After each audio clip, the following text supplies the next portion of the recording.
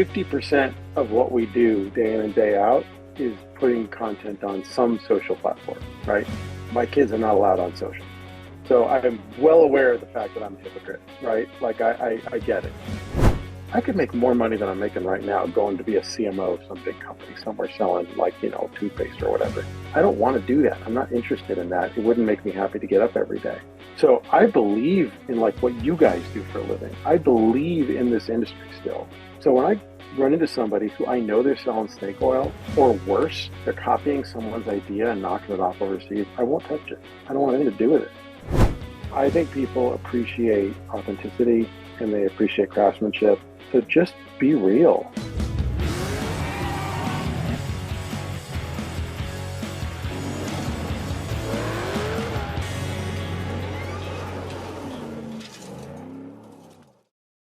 Welcome to Oil and Whiskey, an Ironclad original. Today's guest is Dan Kahn. Dan's the president and CEO of Kahn Media, PR extraordinaire. You've done work for pretty much anybody that's anybody in the industry. Dan, welcome to Oil and Whiskey. Welcome, man. Guys. Glad to be here. Glad you could make it, man. We're getting a little nervous because you're actually a podcaster yourself. You're more of a pro than we are. So I don't know about that. This thing from it. So yeah, we're far from good at what we do. So. I don't know. I listen to your show. I listen to this show, and I think you guys are pretty dialed in. So I appreciate it. Happy to be here. Well, thanks. And I'm glad we can make this work. Where are you at? You're out on the road somewhere that doesn't look like the office. This is not the office. We actually have a podcast studio, but no, we do this thing. We've done it now. This is our 10th or 11th year that when my oldest daughter was pretty young, my wife and I had this conversation because of where we live in SoCal. Values and kids and that whole thing can get a little weird. And we said, you know what? We want to spend a minimum of 30 nights a year on public land. No devices. I mean, I bring stuff after work, but the kids need to just be outside. And we've done it. We've never missed a year. In fact, we do more than that. So every summer, we try to spend at least 30 continuous days on public land. And so we've gone all over kind of the western half of the U.S. Last year, we went all the way to Alaska. And we have this map of all the places we go. And pretty much from we drew a line right down the middle of the country, everything west of the Dakotas we've done except Idaho. And it wasn't intentional. It just sort of worked out that way. And it was really bugging the kids. So we're spending a month we started up at the Canadian border and we're kind of slowly working our way around the state. So up until yesterday, we were in Farragut State Park near Sandpoint, which was just bitchin'. Really, really cool area. But because of this show and this opportunity, hey, we got to go somewhere where we're a little closer to civilization. So, so we ruined the family trip. No. We needed to move anyway. So we're in Coeur d'Alene for the day, and I dragged out the Starlink and I kicked them out and sent them to some like a ranch to go kind of screw around and feed a bunch of animals for the day. And I get a quiet rig to my, with 5 of us living in 150 square feet. So.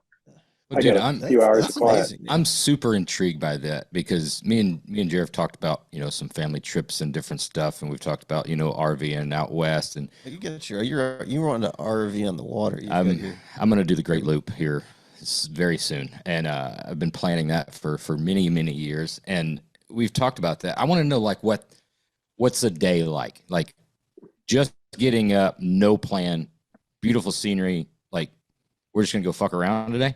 That's the deal?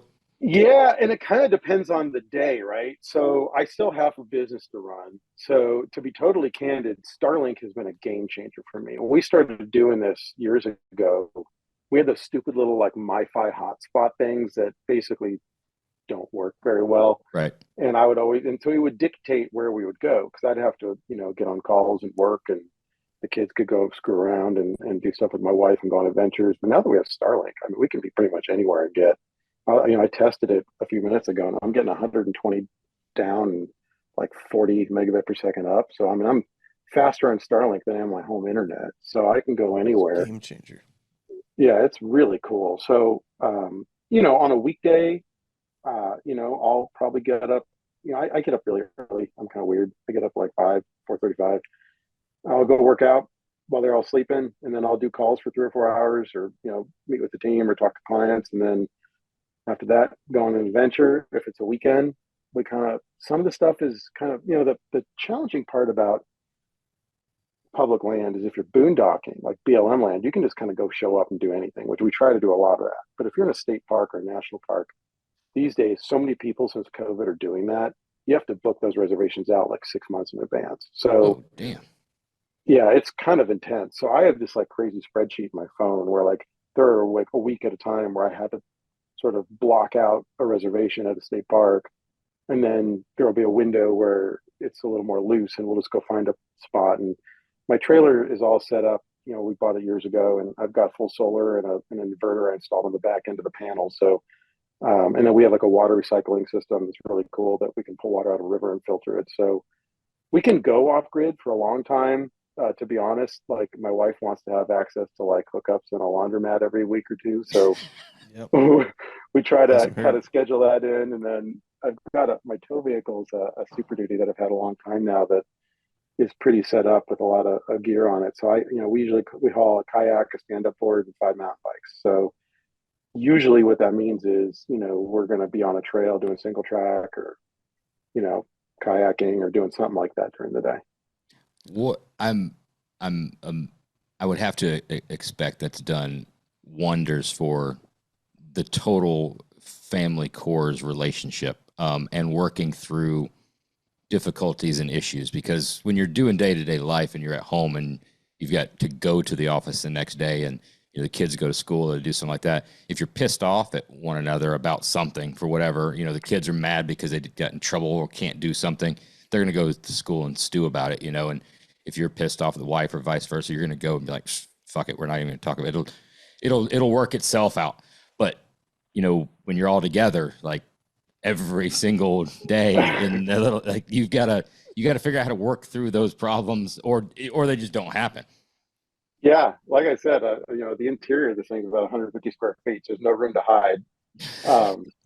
My son has his own bunk that he's kind of converted into his little man cave where he put like shelves and stuff in there, so he can kind of go in there and pull the curtain, and he's got like his comic books and he can kind of hide. But the rest of us, like, you're in it. So it's interesting because that's how I grew up, and that's how my kids grew up, and so to them, I honestly think they've probably spent more nights sleeping in this rig, or it's at least damn close, than they have in our current house. So Wow, it's funny cool. because other people, yeah, and like we'll talk to other parents who like their idea of like summer break is like we're going to go to like Club Med or something, and they just want to like go sit by the beach and have someone bring them daiquiris, which by the way sounds great, but like and the kids are off at the kids club or something, and they're like, wait, you're choosing to do that? And we're like, well, yeah, it's kind of our thing. And it's funny because my wife corrects people, because people say like, oh, you're going on vacation. I'm like, it's not a vacation, it's a lot of work. Yeah. It's an, especially for me and her, like it's constant work, just keeping the coach going and getting everything Sure. set up and keeping the kids from killing each other. And my kids are now 9, 11, and 13. So when they were younger, we just load them up and say, let's go. But now they've got friends and sports. And so I'm very fortunate that they, like, we asked them this year, like, do you still want to keep doing this? Like, you don't have to. Like, no, we really want to. So it's cool. And I don't know if that lasts forever, but for now, Yeah, I'm man, pretty blessed. eat it up while it lasts. Hopefully it does. It's a great way to live. We had some neighbors that are right down the street from us that I think at the beginning of COVID, they did that. They just loaded up the kids, RV trailer, and went on homeschooled the kids, disappeared. I'm like, that is just the way to live. Unfortunately, we still have to go to work, Right. but Yeah. if you've got a job that allows you to do that, man, that's a fucking awesome way to live. How have you seen Well, that change your kids and their interactions when they're back at home, especially in Southern California? You touched about some of the values and stuff there. On they've obviously done a little different things than probably most of their friends. yeah, that's true. It's a good question, and it's interesting. And you're right. The COVID thing was a real pivot point for us too, because we had already been doing that for years. But that's exactly what happened. Is our lockdown in California was ridiculous. Like the kids were out of school for over a year. The Zoom school thing is bullshit. That's not a real thing, especially for little kids. My son at the time was in kindergarten. You're going to put a kindergartner in front of an iPad and say, Right. sit there for 8 hours or whatever, like 6 hours. Like that's not, so that's exactly what happened is the kids weren't in school. I was going into my office alone every day because the county came and kind of shamed us for having people come in. So I'm going into my empty building, and I finally just got pissed off one day. I'm like, what the fuck are we doing? Like, this is like, why are we here? This sucks. So that's what we did. We got in the rig, and I had no plan. I just said, let's go. And we left, and we were gone that one for 2 months. And we spent a ton of time in Texas, went through Tennessee, went coast to coast. That one we had no plans, and because of the lockdown, there were no like issues getting campsites. So we were just like wandering around for a while. It was cool. But yeah, to answer your question, Josh, it does make a difference. They don't get a lot of screen time. Occasionally go to a restaurant or something, and it's nice to be able to have a couple quiet minutes. So, but other than that, there is a values thing that has kind of come along with it. But the bigger thing for me is I want my kids to know how to do hard things. And it seems like, and I mean, you guys probably experience this too, when you employ younger people, like we all do, more and more, I'm getting people in their early to mid 20s that are coming to us. And first of all, it's their first job at 23, 24, which is sort of wild. Right. And I mean, I started working at 15. Yeah. So first of all, they don't necessarily know how to like work and like be a part of a team and like engage and ask for help. And so that's a problem. But then when stuff gets hard, they sort of freak out and they're like, well, this is really hard. And I'm like, yeah, man, that's life. You got to figure it out. And like, we'll help you. And you're going to know how to do it next time if you screw it up this time. So let's kind of work on it. And I don't want that for my kids. So like when we're out there, if they're, whether it's riding a single track trail or going on a really grueling hike or whatever, like, we're out and we don't have the food they want to eat because we're off grid for a few days or a week, then figure it out. Go catch a fish. Let's do it. And dude, it does make a difference, It does. That's like an absolute key developmental skill. I feel like, I think that's something that is just totally going away. Like, take a dude who's 18 years old today, when he's like 28, 30, has kids, like what kind of skill, like life skills is that dude going to bring to the table? I don't know how your dad was, but when I was a kid, I felt like you were with your dad and you just knew like he could fix anything, right? It was that era. He was like old school dad, Yep. it was like mustache, big forearm dad, like old school Right. dad, right? So no matter where you were, if the car broke down, if it overheated, if a fucking wheel bearing on the trailer locked up, I mean, I remember being like out on a boat, if a belt comes off the motor, your memories maybe are a little warped, but he took his belt off, wrapped it over there, got us back to him. Like, I don't know if that really works. Like, but it There was did. In never my a mind, feeling it of worked. what Yeah, are we you going just to do? knew It's it, just like, well, we'll figure it yeah, out. and you learn Yeah. those things because, like, if you're out in the wilderness, you're out at generator breaks. Well, guess what? You can't call like the generator guy. Like, Right. You got to figure out why the hell the thing's not running. There's a lot of good life skills, I feel That's like when you're talking about the working age, it becomes cliche and everybody says the same thing, especially as we continue to get older. We're bitching the same way that, I mean, I'm sure our parents were bitching about us too, but it does. There's something to be said about working at a younger age. One part just to build the frame of reference, because you have to have some history built. You can't just come in at 23 years old, like you said, and work in an air conditioned office. That's the first time, right? So if your first job, that's the thing, everything that you're doing, you think is the worst, right? And you're like, oh man, I've got to file this and I've got to build a report. You have to start earlier and further down the totem pole. You need to do way shittier things. So everything else seems for easier. 5 or 6 or 7 years. One, to learn some dexterity and things with your hands, and to learn how bad it could be, right? Some construction jobs or taking trash out or some of that kind of stuff. Then you can always look back, no matter how bad it is now, you've got a frame of reference that you can look at. When you're 15 years old and you're sweeping the floors, you don't really have the attitude of like, man, this fucking sucks. I got to find a better job. Like, that's the job that you have at 15, and you're lucky that somebody's paying you, right? And then at 16 to 17, you've worked for 2 years, and if you've done a good job, you're not doing the things that you were doing at 15, right? So you're like, well, at least I'm not doing that.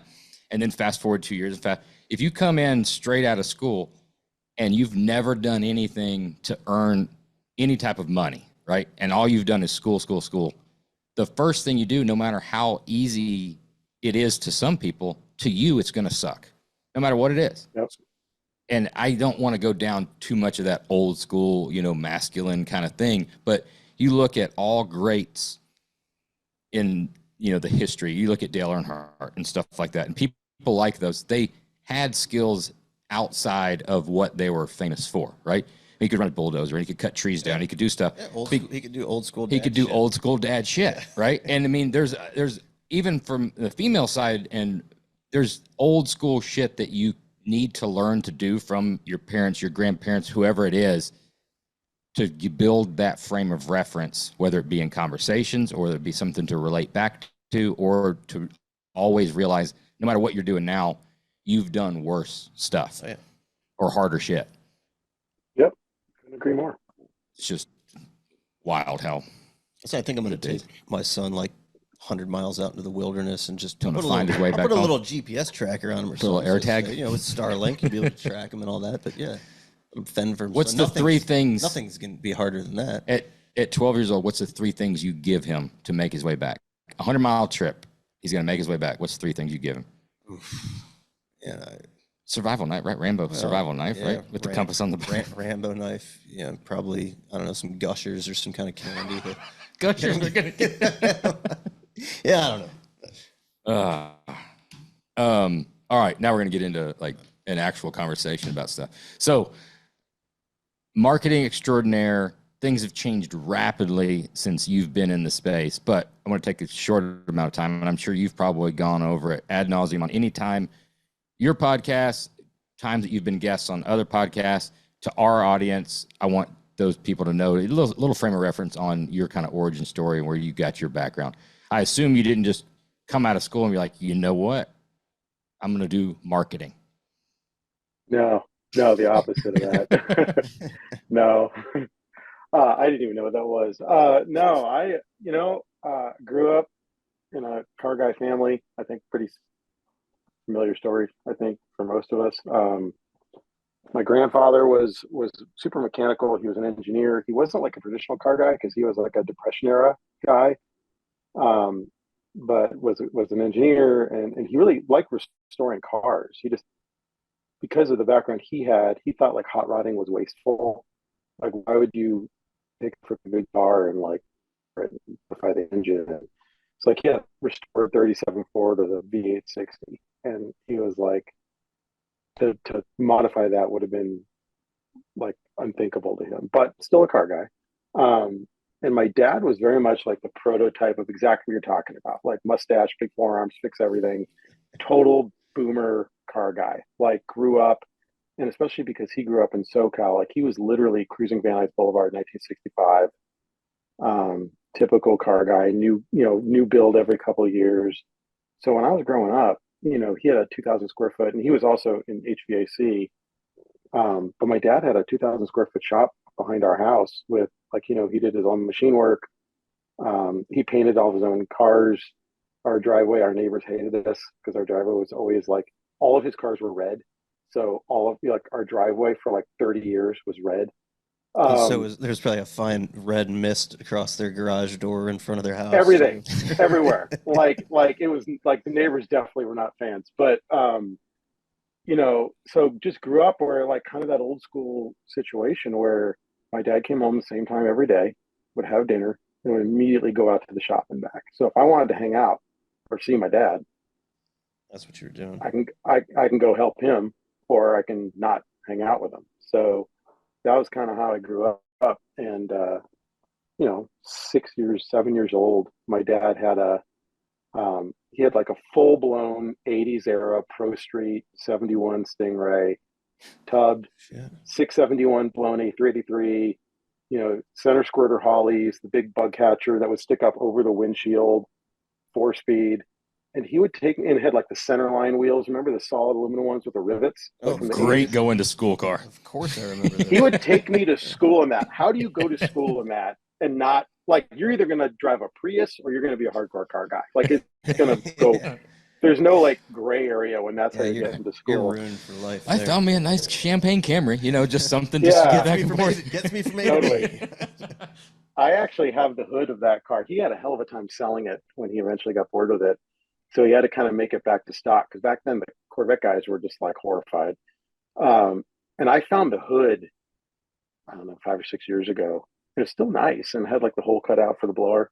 So I got the hood and I got a blower and I actually found the original carburetors from that car, bought a new kind of bug catcher, mocked it all up, and I mounted it on the wall in my office. So I look at it every day because that was kind of that was the thing that made me a car guy. But yeah, I grew up like that. Grew up, especially in the San Fernando Valley in the '80s, early '90s.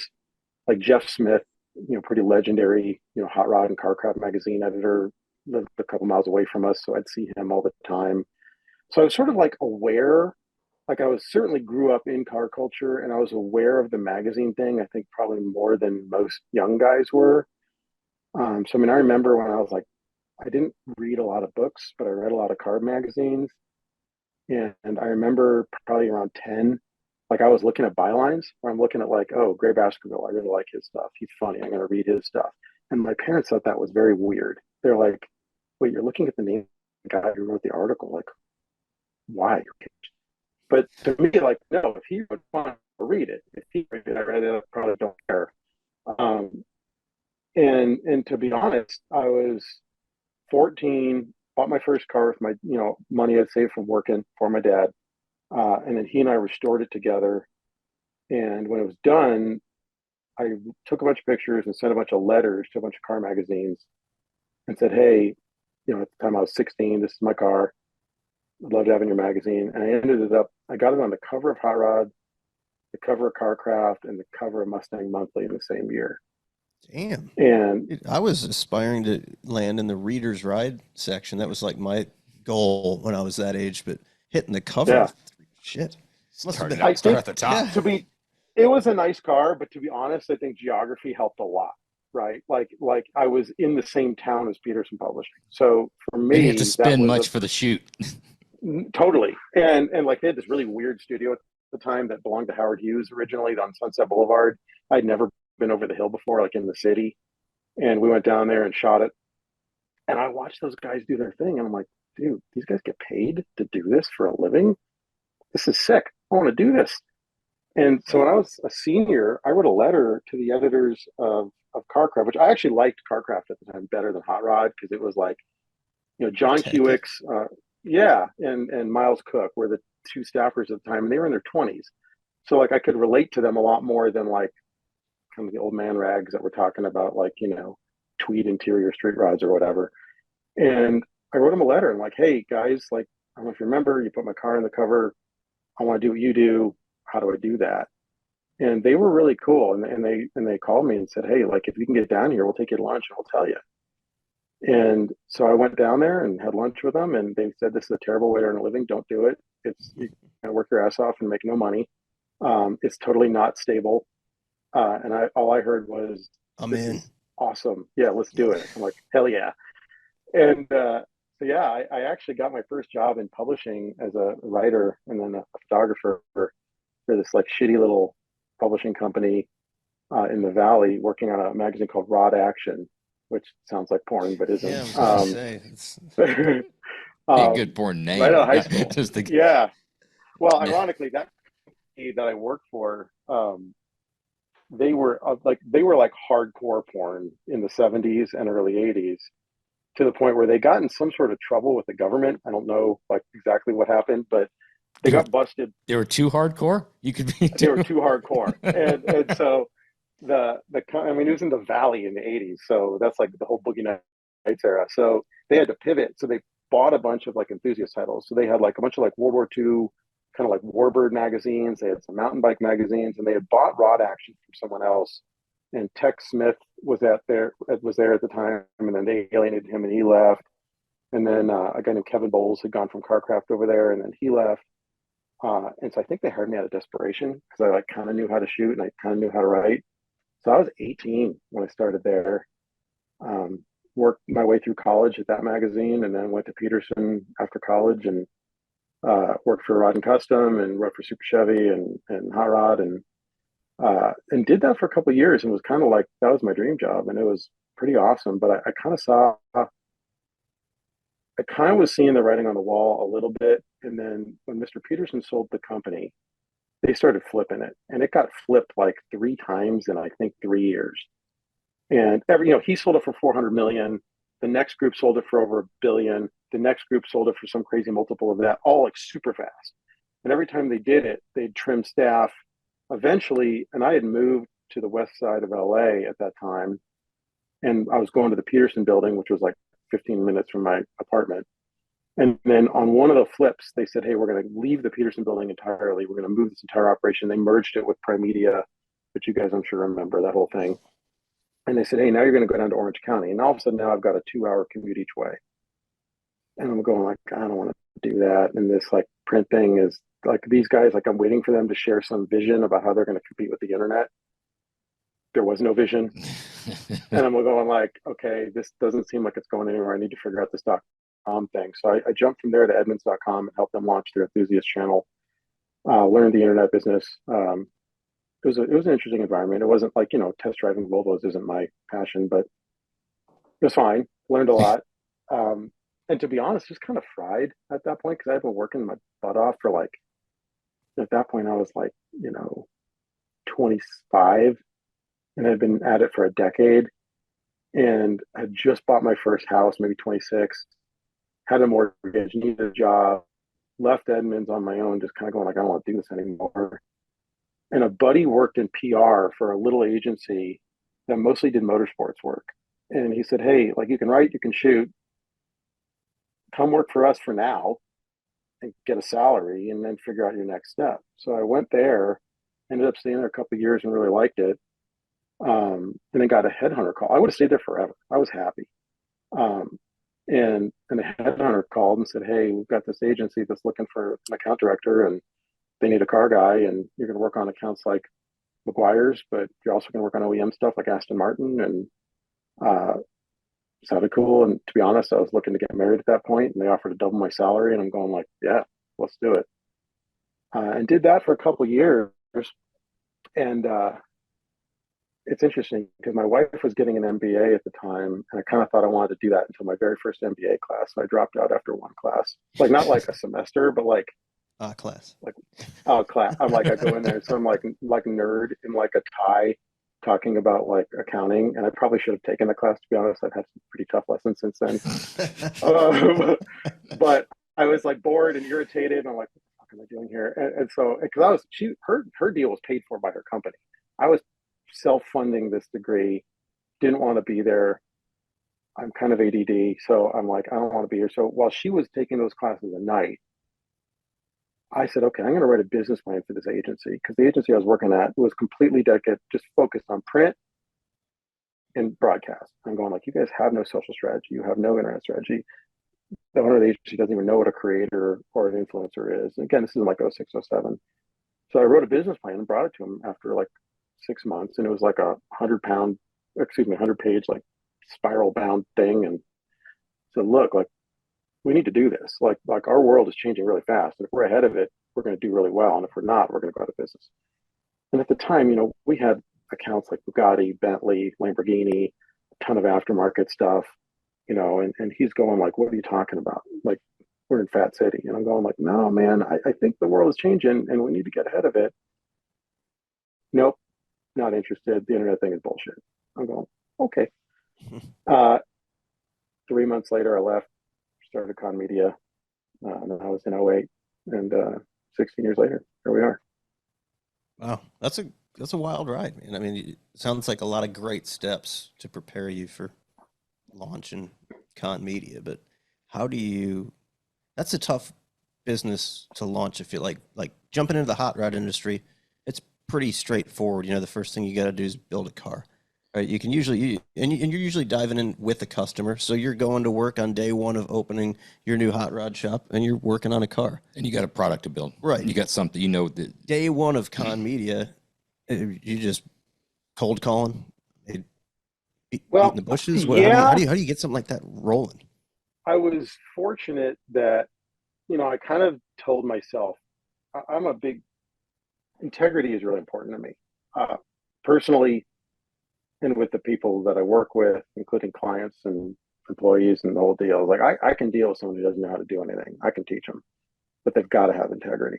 And I kind of manage my own life and business the same way. So kind of straight into it, I said, okay, I'm not going to take any of his employees. I'm not going to take any of his clients. But there were a couple of clients that the guy I worked for before starting my firm was actually, it's funny, and I don't know if you guys can relate to this, but as the older I get, the longer I run my own business, the more I actually understand and relate to a lot of the stuff he said and did that at the time pissed me off.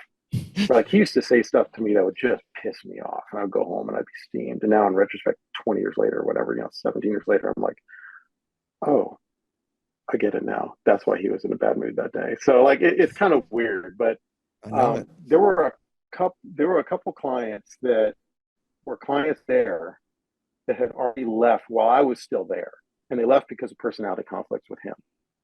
And so I left.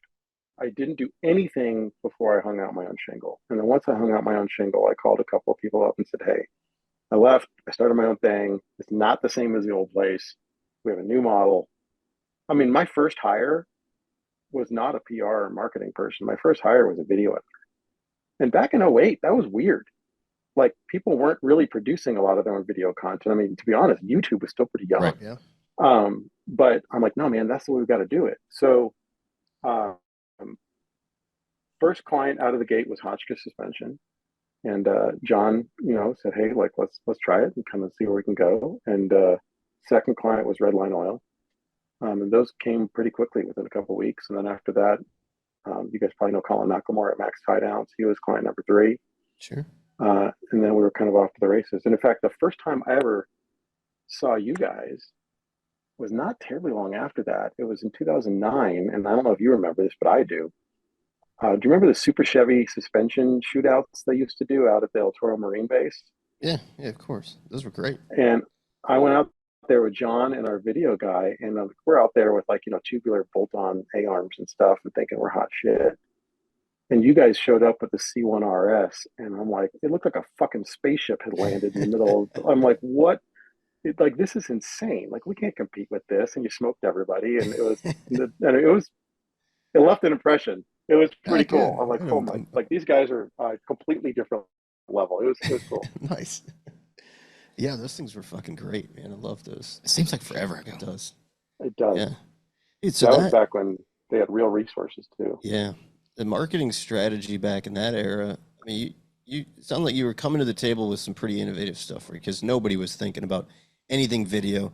Really, nobody was thinking about anything social media. It was like this cookie cutter recipe of you had X amount of magazines that you had to advertise in.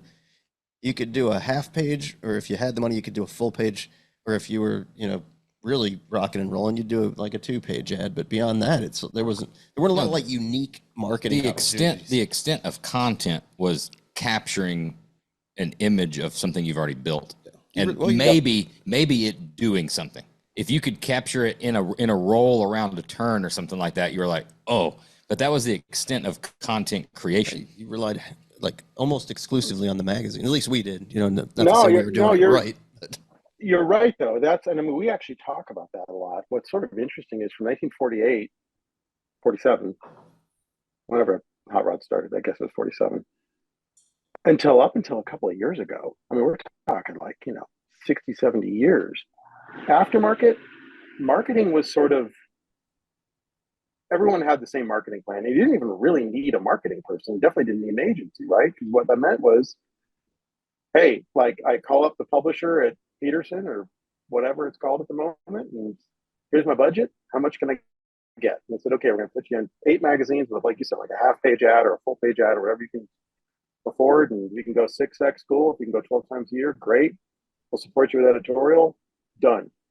You write that one check every month, and your marketing is handled. And boy, that has changed so much. So we kind of saw that coming. And to be totally honest, I used to work with all those guys, and a lot of them were my friends, and they treated me like shit the first couple of years after I started my agency.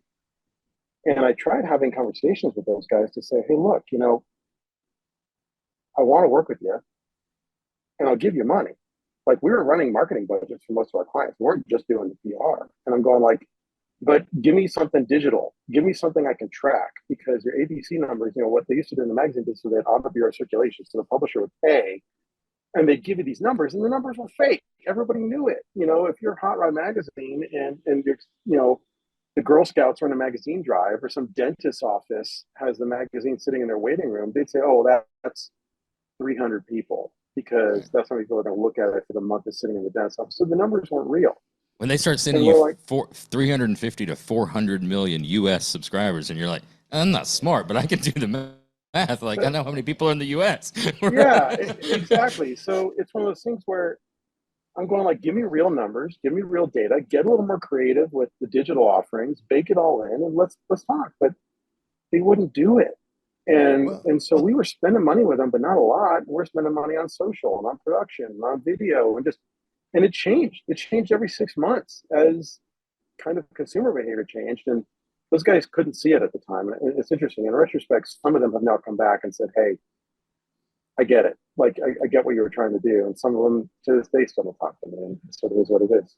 I mean, you can't totally discredit them. They did go digital, right? You had the exact same magazine that you had a hard copy of, but it was on the internet, and it would even go. It would either go whoosh, whoosh, when you turn the pages, right? That was that was the worst era of for magazines and marketing. Period. Like, I was so vocal with all. We had some great ad reps and magazine reps, and they were like pushing, because this was all new at the time, and they're talking about like how they're going digital. Like, guys, that's not going to work. I want nothing to do with that. You've got to do something. You got to do something better than that. That isn't the future. A magazine that's just the magazine, but it's on the internet. It's not the future. Well, and what made it weirder was for a long, long time, they had a 90-day lag where they would say, like, publicly, like, we don't want to compete with our own publication.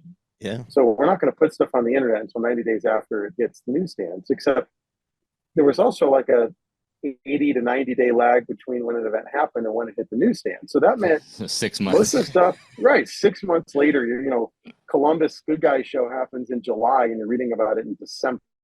Yeah. Well, in the meantime, you already know everything about that event from 4 months ago, and it's old. So that was you're right. It was a tough time.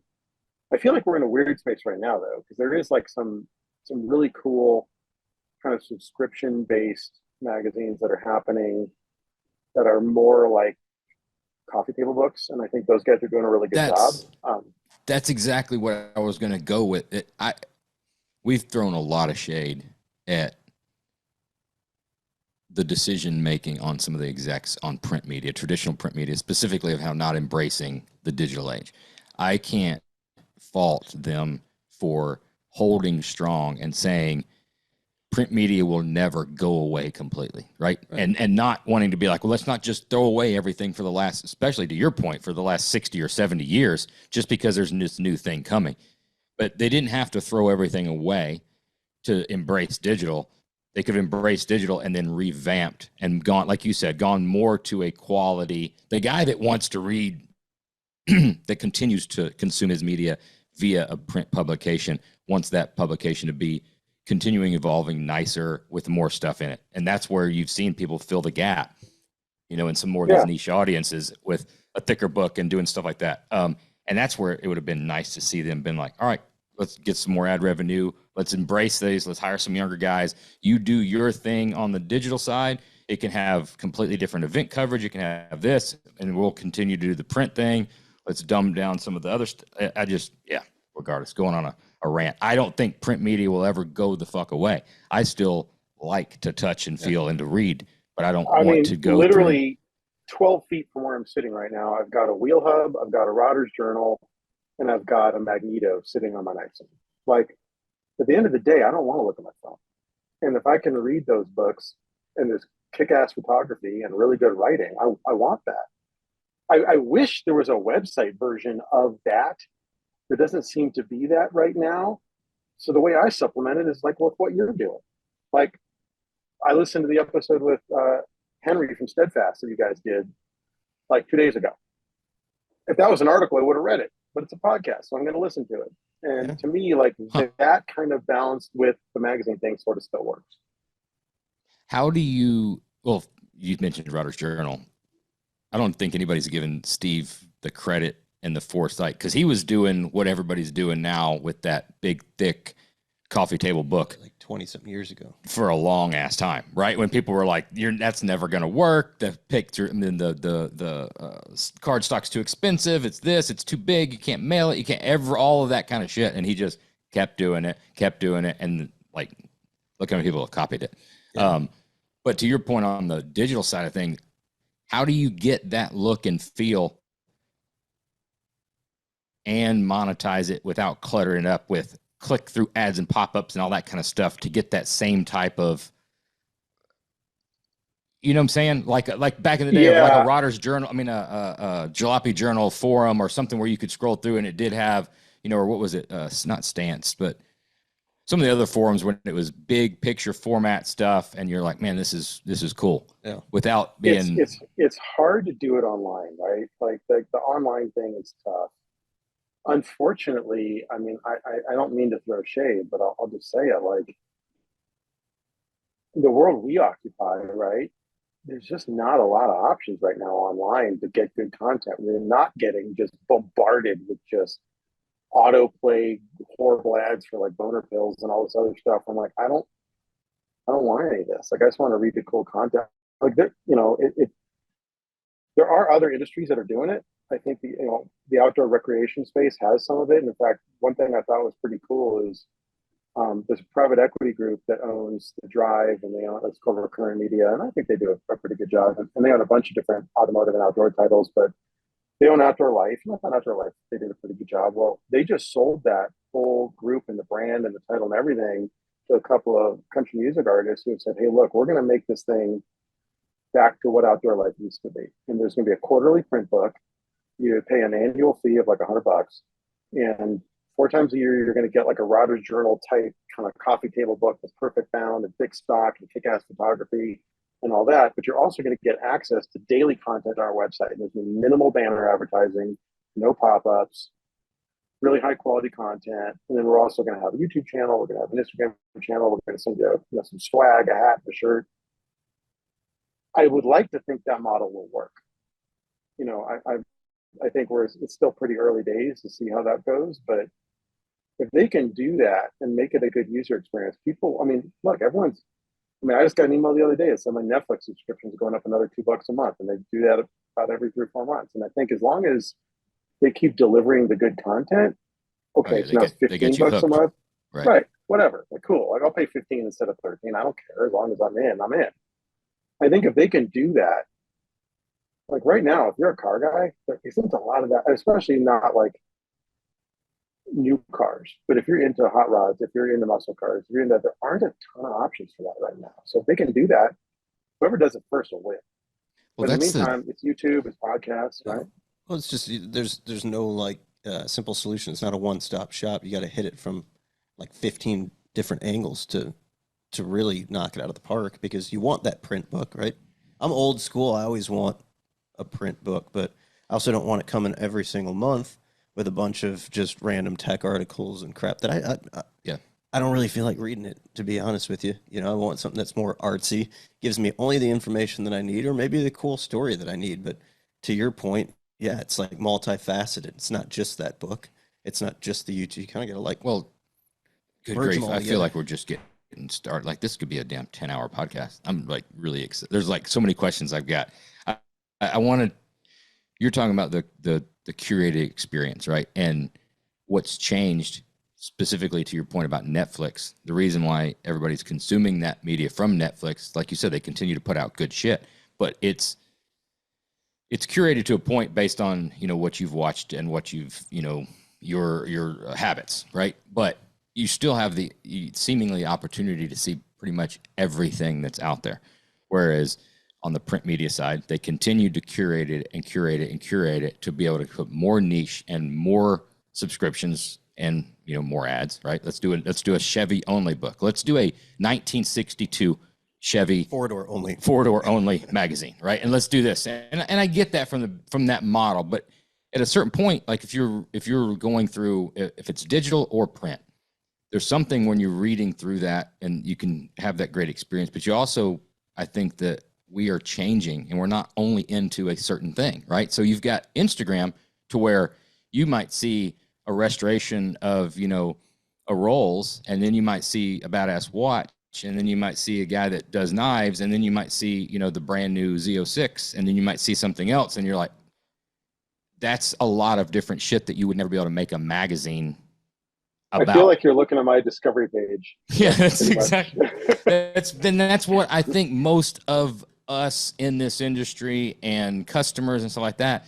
That's what they're consuming, and I don't know how you do that in a digital, you know, versus like a men's journal or a, you know, a Rob report, you know, something along those lines where you can put everything in it. Yeah, it's almost like an updated version of the Rob report that's like modernized. You know, instead of having like the you turn the page and it's like the killer canine like German Shepherd ad, there's and then some the badass next dogs, page, though. yeah, then the next page it's mail order brides, and then it's gun safes, and but in all reality, like they're catering to all the things they think that their, you know, reader is into, but it's, you know, just it's still in magazine form, so the content only goes so far. I think that model works. And my next, where I was going to with it, say you've got that yet to be defined model, and it's being consumed by everyone, and it's awesome because it's not being bombarded with ads, and it's organic, and there's great pictures, and the quality is awesome. There's great articles. You, in your position and what you're supposed to be doing for your clients, they're like, we want to advertise there. We want our brand to pop up. You're going to what are you going to tell them? You're like, no, I like consuming this because it doesn't have those ads, but now you're telling me to pay and go get an ad there. I see your point. You're saying that you want to enjoy something that's less ad based, and also you're in the business of making sure you're getting those. Well, remember, we can edit out anything that we say. If we got to walk that one back, we can. No. It's a valid question, and look, I mean, at the end of the day, to be totally candid, 50% of what we do day in and day out is putting content on some social platform, right? My kids are not allowed on social. So I'm well aware of the fact that I'm a hypocrite, right? Like I get it. Yeah, but your kids aren't going to buy anything from Ring Brothers. Like when they turn 18, 19, 20, maybe so. So it's but, you know, I think that there's a lot of opportunity. So certainly we understand that there are some platforms out there that are ad supported, and, you know, we want to do that. Now, I think there's a lot of opportunity, and I think our market for the aftermarket is changing. I think you guys certainly, you know, both as a builder and as a parts manufacturer, see it too, right? Like this whole world when I entered it was mostly do it yourself, right? It was 80-90% DIY, unless you were at the time, you know, you've got, you know, Eric Clapton calling up, you know, Roy Brizio and having a bunch of cars built or whatever. But short of like rich guys or famous guys, most people were building their own stuff in their garage. And that's not necessarily the case. I think there's still a lot of that, but there's some level of do it for me happening most of the time now, right? Where, I mean, the era of the guy who does his own build from start to finish, including his own paint and maybe even his own interior and stuff, that's kind of like going away. So the same thing is kind of reflected in the marketing side too, where it's like, okay, we get that, you know, like my first gig when I was at Peterson at Rod and Custom, I was a technical editor. So like I remember I did a story on how to chop a shoebox, and I went to this guy named Scott Gildner's shop, who at the time was a metal worker who had done apprenticeships for like, you know, big name builders, and he was working out of a home shop and doing really high-end metal work. I had to figure out how to write an article on how to chop a shoebox at home, and I had 6 pages to do it. So even if you can put 6 photos per page, you know, so we're talking about 36 pictures. How do you get a guy who's going to go take a cherry stock shoebox Ford and get out a plasma cutter, and he's going to cut up his car, and you're going to show him how to do it in 36 photos? Like that's a hard thing to do. What you do is you follow that up with the next month with how to build a Carson top, a lift-off Carson top. Exactly. Right. Now that you've ruined your car. Yeah. So what that meant is at the time I'd shoot, you know, 1,000 photos over the course of a month. And then I've got to cull that down to 36 shots with captions.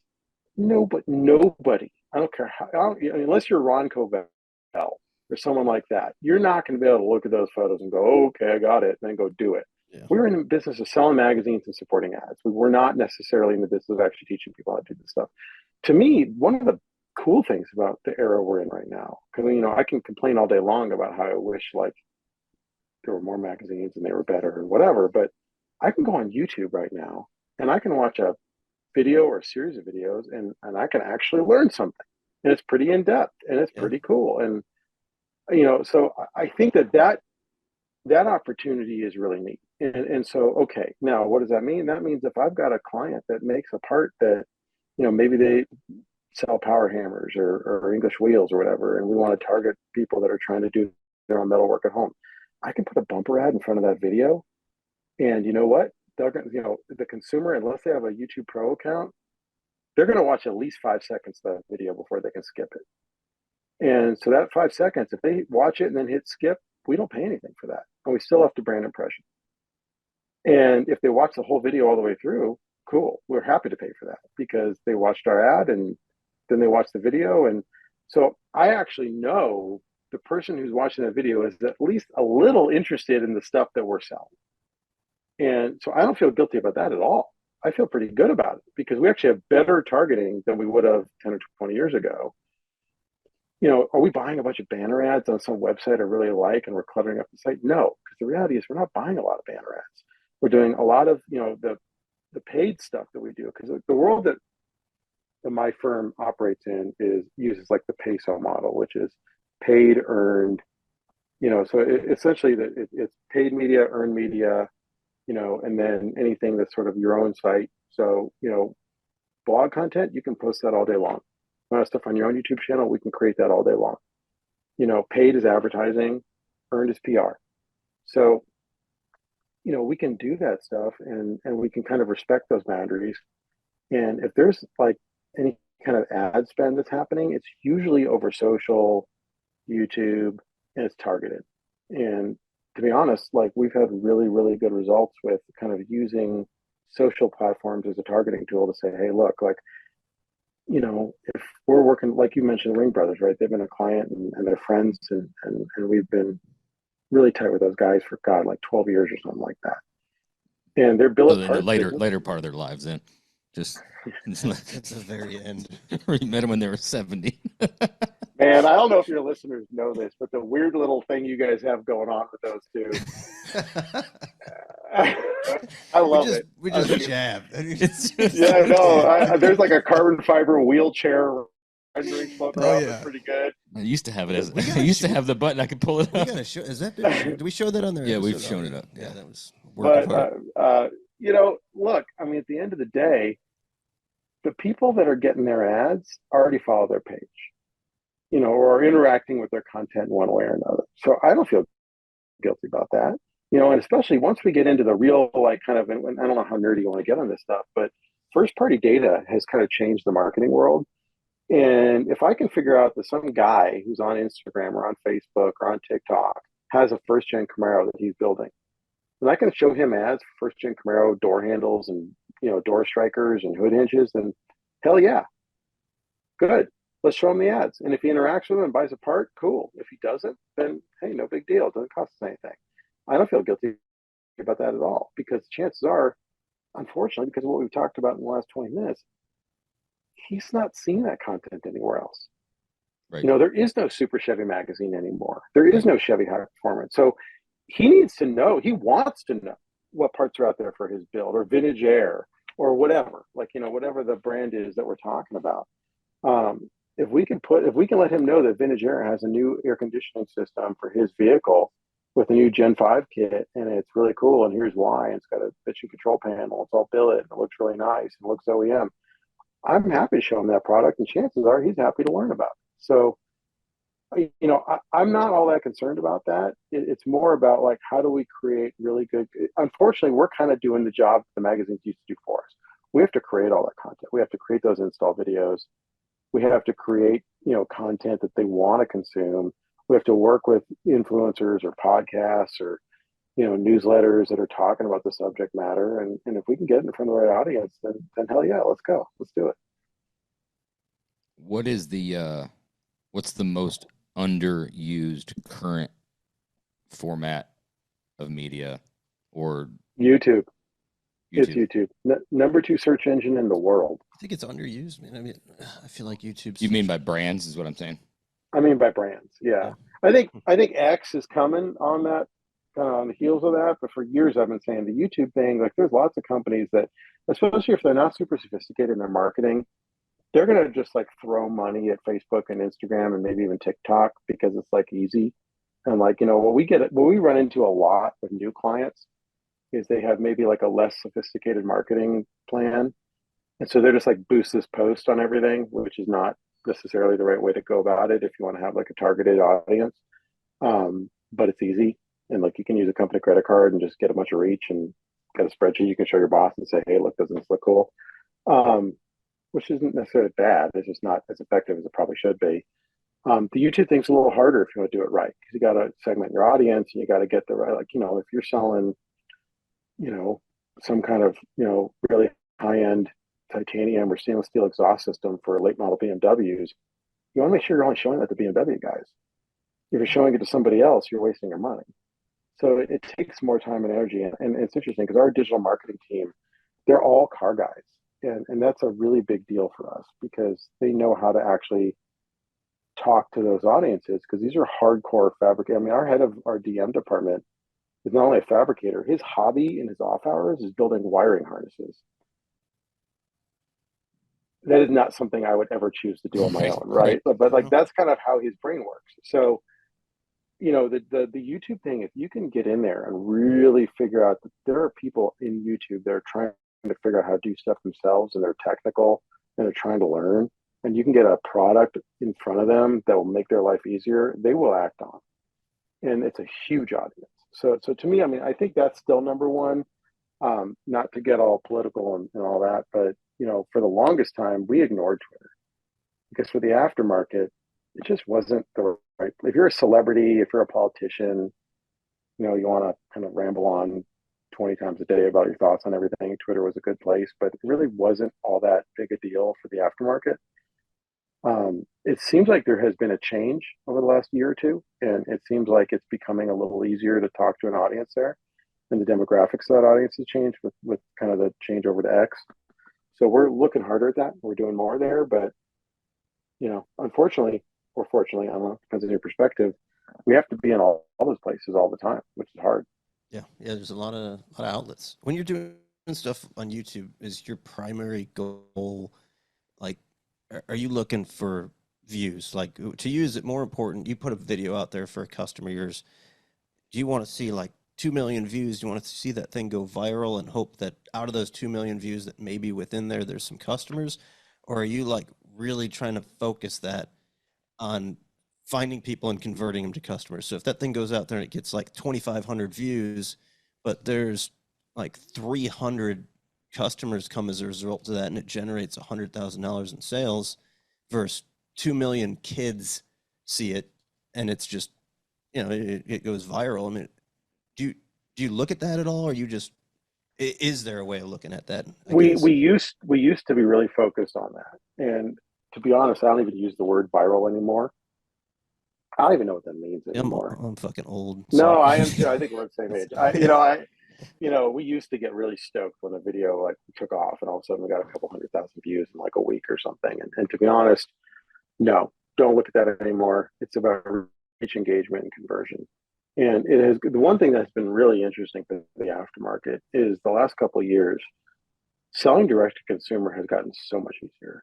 Where, early days, 15 years ago, we had a company approach us they were a really, really well-known older company that was a wheel and tire and suspension brakes retailer in SoCal that mostly focused on the German market, so Porsche, BMW, Audi. And they said, hey, we want to sell direct to consumer on the internet, and we want you guys to help us. And we said, okay. And at the time, again, this is a long time ago, right? So they wanted a new website that was e-com friendly. And we go, okay, like we can do that. And HRE was a client for a really long time. And so HRE kind of referred us. But they said, hey, look, we carry like 6 different wheel, HRE, BBS, a couple other wheel brands, half a dozen tire brands. We carry Brembo, we carry Stop Tech, a couple different wheel, brake companies, a couple different suspension companies. Well, at the time, there was no data standard. So getting all these different product data feeds from 20 different companies, getting them to all play together in the same e-com, it was a fucking nightmare. And it took like a year and a half. We lost our ass on that project financially. And it was really hard.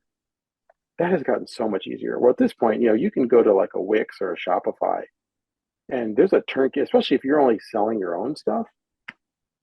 And you have, especially if you're a smaller company, you have half a dozen or a dozen SKUs. You can build an e-com site by yourself for right. a couple $100, and it's a lot easier. To give credit where credit is due, SEMA Data Co-op has done a good job standardizing the data thing. So for us today, it's less about trying to get something to go viral, and it's more about like, okay, if the direct to consumer thing is at least an indicator of success, and maybe a company also sells parts through distributors or through Summit or whatever, can we get a product to sell? Can we get that conversion? Can we get them to sell direct to consumer? Beyond sort of reach and engagement and all that, are people actually finding this website? Are they buying product? Are they converting? And if the answer is yes, then cool, good. We're going to keep doing that. We're going to lean into it. So it's less about that. I mean, I would say outside of YouTube, we are having really good luck on things like Instagram and TikTok, getting content to kind of take off. It's usually using kind of memes and trending audio. I mean, you guys mentioned Ring Brothers earlier. Considering Mike and Jim mostly use like flip phones and aren't super down with like social, like they have love, they're like family members. They're the perfect customer though. You could be like, dude, out there on the internet, it's crushing it. It's crushing but it. But the thing is, like, that's the deal. Is like, Nancy and Mike's son Hunter has kind of come into the business, and they kind of let us do whatever we want. And Eric, our team member who manages their account, he's a wild guy, and he comes to them with crazy ideas where he's like, hey, I want to do an ASMR video, or I want to do some video like on the Haktula, meme or whatever. And they say okay, and they keep saying okay, and they let this guy run wild. And so a lot of their posts do take off and get crazy views. And we're like, hey, like, as long as you guys are comfortable with it, we're gonna go ape shit, and good. We'll keep growing the page. You mentioned earlier about morals, values, integrity. It's obviously very important to you. What kind of feeling you get with the whole TikTok thing? Boy, that's a good question. Oh man. Well, because I'm a couple bourbons in, I'll be honest. I am not personally on it. I don't want my kids on it. At the same time, I'm not going to deny the fact that there's a marketplace there, right? And at the end of the day, look, I mean, to be candid, I remember when the aftermarket first kind of got into Amazon. And we're talking about maybe like 12, 13 years ago, 14 years ago, right? Almost every client we had, because I mean, Amazon went out and hired a couple of reps to specifically work with the aftermarket, and everyone went apeshit. And I mean, I had so many client calls within a month saying, hey, we can sell on Amazon, and selling direct to consumer is really hard. This is going to be great. Let's go. Okay, that's what you want to do. Let's do it. And we'd help them. We'd help them work on their data, and we'd help them work on their content, and we'd promote it. And if you were not selling direct to consumer at that point, this was a way to do it. Now, what most people have figured out is that's a challenging way to do it for a couple of reasons. First of all, you got this giant mega corporation that's tracking consumer behavior online, right? And if they see a part that's really doing well, maybe they decide to go offer their own kind of knockoff version of it from China and put it in the feed right next to your part for 20% less money. Yeah. Is that good? Not necessarily. As somebody who's pretty pro-American manufacturing, Right. I don't love that. But at the same time, they've got hundreds of millions, if not billions of customers. I don't know what the number is, but I get it. And there are some companies in the aftermarket that have done pretty well just gaming the Amazon algorithm, using Amazon marketing services, buying ads, buying search results, come in lowest price. As long as you're top of the feed, you're spending the right amount of money to make sure you're kind of in the top of search. You can earn a living doing that with real skinny margins and lots of volume, and you can do that. If I was in the manufacturing business like you guys are, would I want to do that? I'm not sure, probably not. But so what happened is over time is everybody rushed into Amazon, and over the course of a couple of years, a lot of companies then left and said, "Hey, this isn't right for us. We learned a lot, but we're going to kind of go our own way." Especially with things like Shopify, they said, "Hey, look, we're going to sell direct on our own. We're not going to do that." All due respect to Bezos and his rocket ships and all that stuff. Um, I kind of feel the same way about TikTok. I mean, I've got a couple of employees that are like not only having a lot of results and success on TikTok, they're personally having a lot of success. And we've got an account, a senior account exec that she's a world championship winning jet ski racer, and she's now part of this new like electric hydrofoil boat racing series, and she's a pretty kick-ass Yeah, person. sounds pretty fucking cool. She is pretty fucking cool. Lives in Havasu, does her own thing, and she's got like a really good social following. She's an influencer in her own right, and like, hey, look, if you can build an audience there and connect with the consumer, and they're real red-blooded American car guys, then let's do it. Come on, let's go. So it's hard for me because I have to kind of put that aside sometimes and say, hey, look, at the end of the day, I have to go where the people are, and maybe this company is really good and it's getting a bad rap, or maybe this company is owned by the Chinese and it's really bad. I got to do Dude, what's right for the client today. I don't think you could have answered it any better. And what I really appreciate is just the honesty and not shying away from either one of it, and just talking it through. It means a lot by not being like, oh, it's it's not that bad, or it's not. You said your personal opinion on it. You also played both sides of it. I really do appreciate it. I remember I grew up in a very religious family. My dad's a preacher, still is to this day. It's hard to believe. It's not. It's not that hard to believe if you know me. So, and I used to always, I'd love to have those discussions. He's a very philosophical guy, and I'd always like to want to know the why and pick deep down into like, all right, well, very rules be based, and I wanted to know like why, right? Tell me why. But it was always, very anti, rock and roll, and no gambling and no drinking and stuff like that. On the gambling thing, we were in Georgia at the time. There's a huge lottery there, and he'd always say, it said some stuff, and I asked him, I was like, if somebody wins the lottery and they donate, $1 million to the church, what do you do in that, that situation? And same kind of question. And he looked at me, he's like, the Lord works in mysterious ways. And it was kind of like I don't condone gambling, but if it's going to come to the church via somebody else that did it, like it's, what am I going to do? I appreciate the honesty of walking through, that the integrity thing is, again, something that's extremely important. If a brand comes to you with a bad product, something that you just don't believe in, but a great personality, a guy that you just really, really gel with, and then you get a guy that's got a horrible product and a great personality, like or vice versa. I fucked that up. Yeah, sorry. You know what I mean. Is it personality or product, or is it got to be a combination of both? Man, you're asking the hard questions. Again,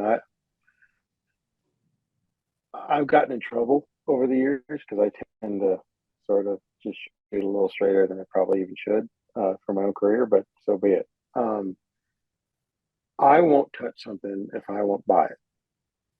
And I won't name names, but to be honest, we were approached twice over the last decade by a company that was pretty widely known for knocking stuff off in China.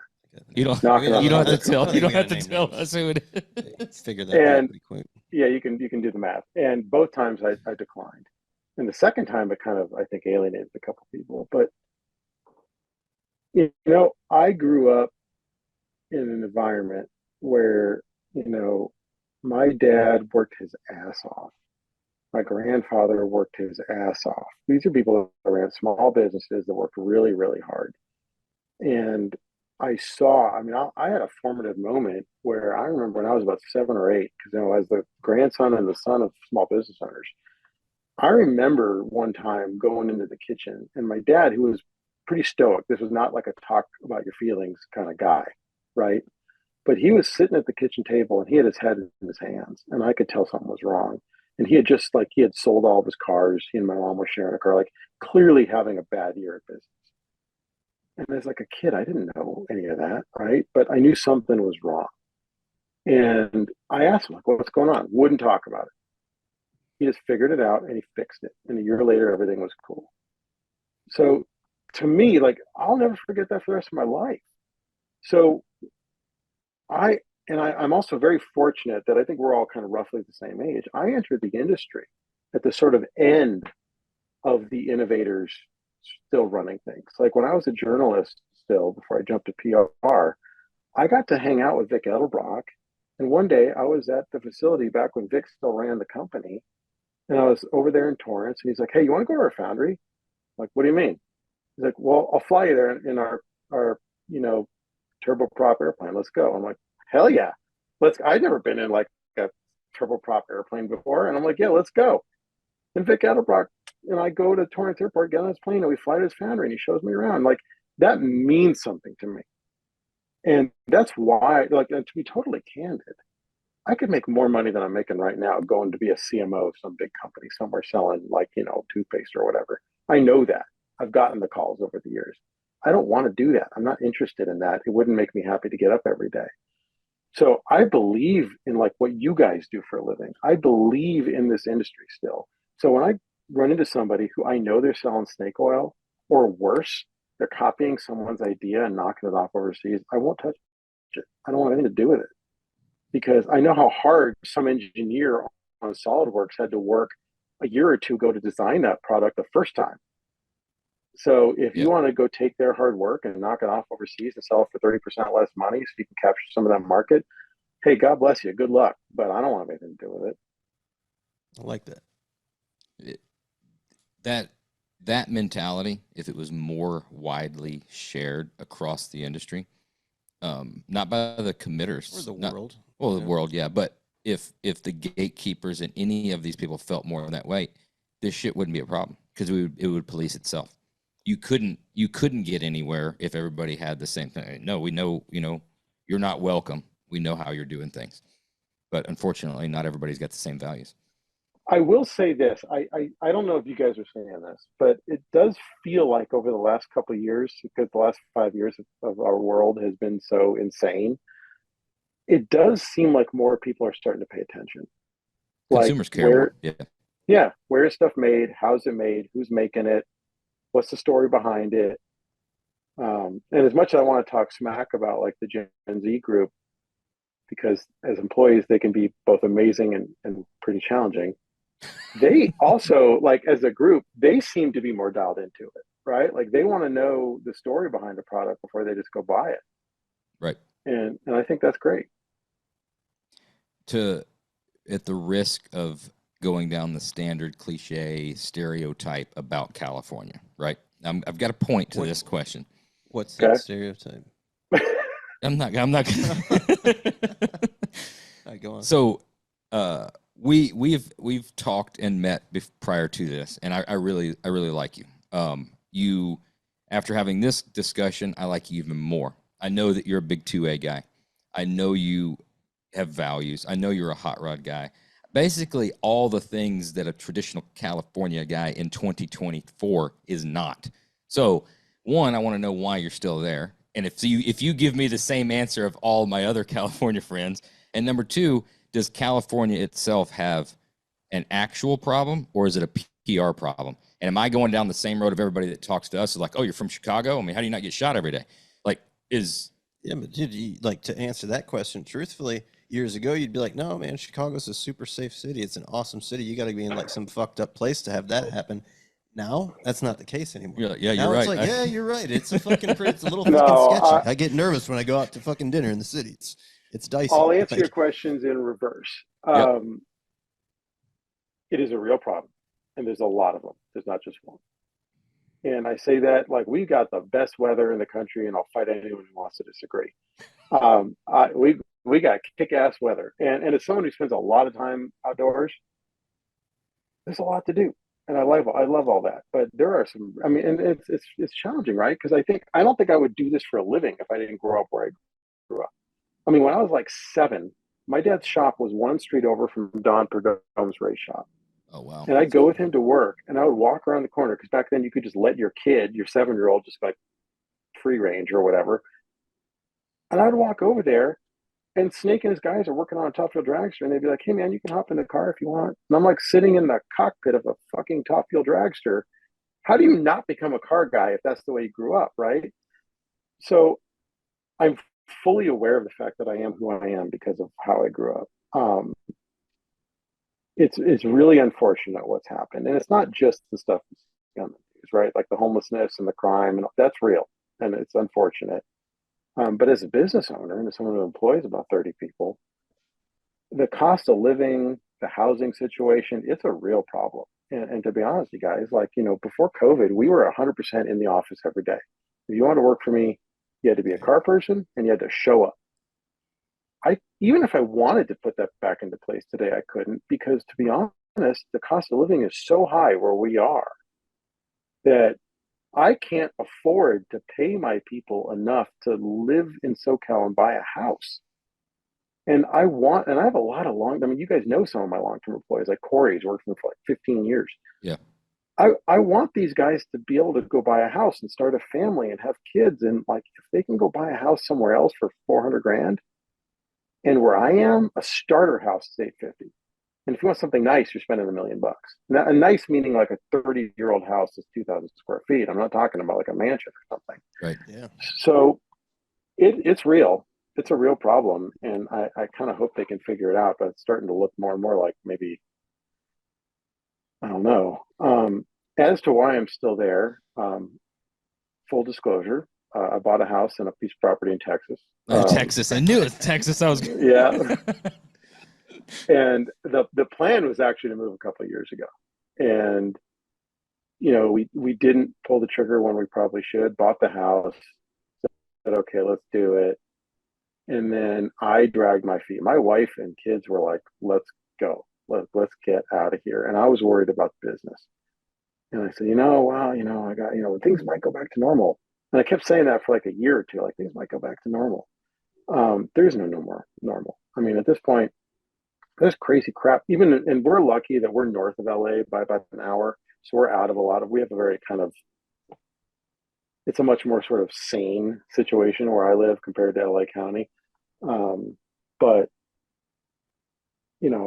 it's getting harder every year, but we're going to have to make a decision here pretty soon because my oldest is going into high school next year, or in about a year. So I got about a year to sort of figure out, like, once we start high school, it's pretty hard to pull them out and start over. That sucks. Yeah. So I can't even imagine public high school in Southern California and the discussions that you would have to have around that.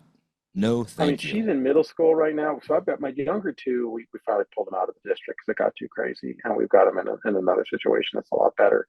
My oldest is really smart. She's a hard worker. She's totally self-motivated. So she wanted to be with her friends, and I get it. And so we've left her in the public school. But the conversations right now in middle school are so far outside of the kind of conversations I thought I would have to have with a 13-year-old. I can't even tell you. So, yeah, that's wild. I mean, you say what you want about, we're outside the city. You say what you want about the city of Chicago, but the suburbs we're in, I mean, it's a very normal Midwest kind of vibe. The schools are like, with you. You really deal with very little of the like chaos that you hear about. All this. Let's not brag about it too much. More people come here. We'll keep it on the DL. It's definitely secluded, like the last bastion. We're holding down the fort. You wander into the city, it gets pretty fucking wild. I mean, if you want just like a total just lesson, like a cultural wake up call of like just what's going on with the liberal world and just what the fuck is happening to this country in general. Go downtown and bounce around, go to like 2 or 3 Starbucks and just observe. Like just observe the environment. It is fucking nuts, dude. Yeah. Crazy. I really wanted to hear from your standpoints, specifically, your values and beliefs and your hobbies and the things you're into. You've just like you, we're of the same age. We've been in this industry for a long time. You run into all different types of walks of life, of people and different beliefs and different standards and stuff like that, and you get along because you're car guys and stuff.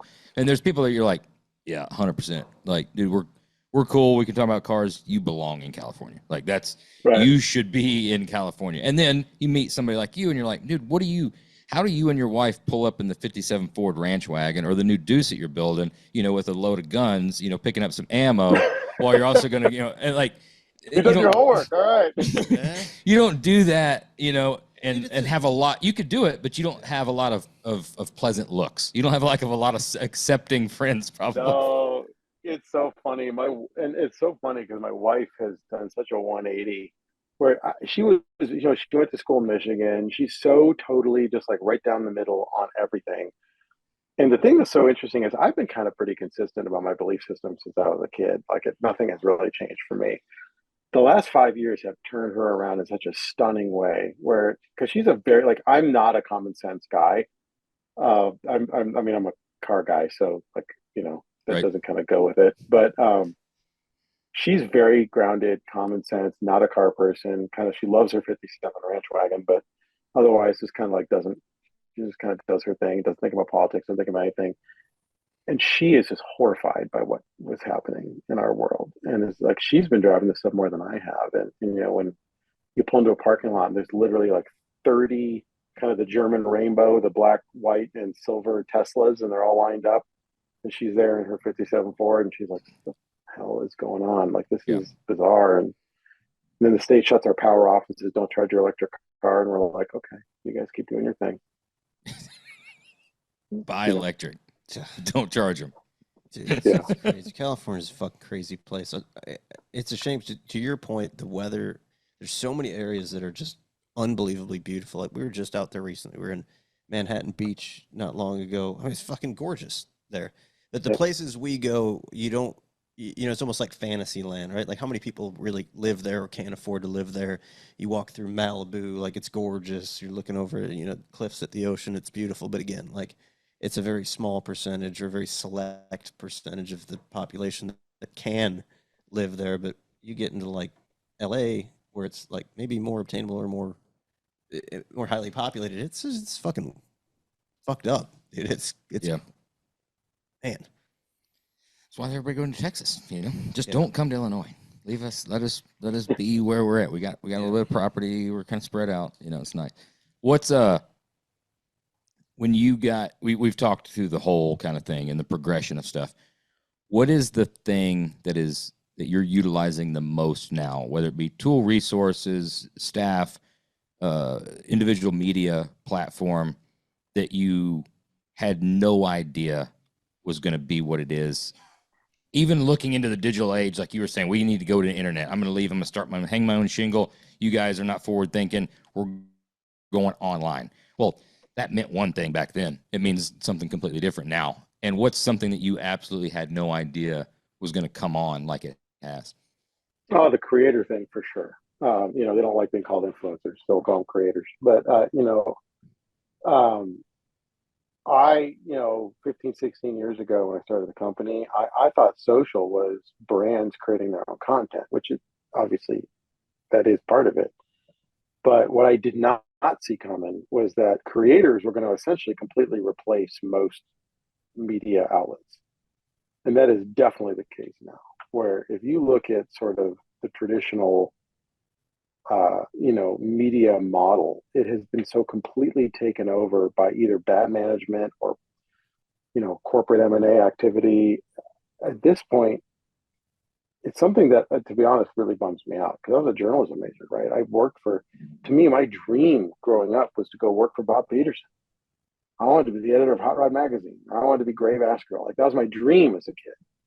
That whole model is gone.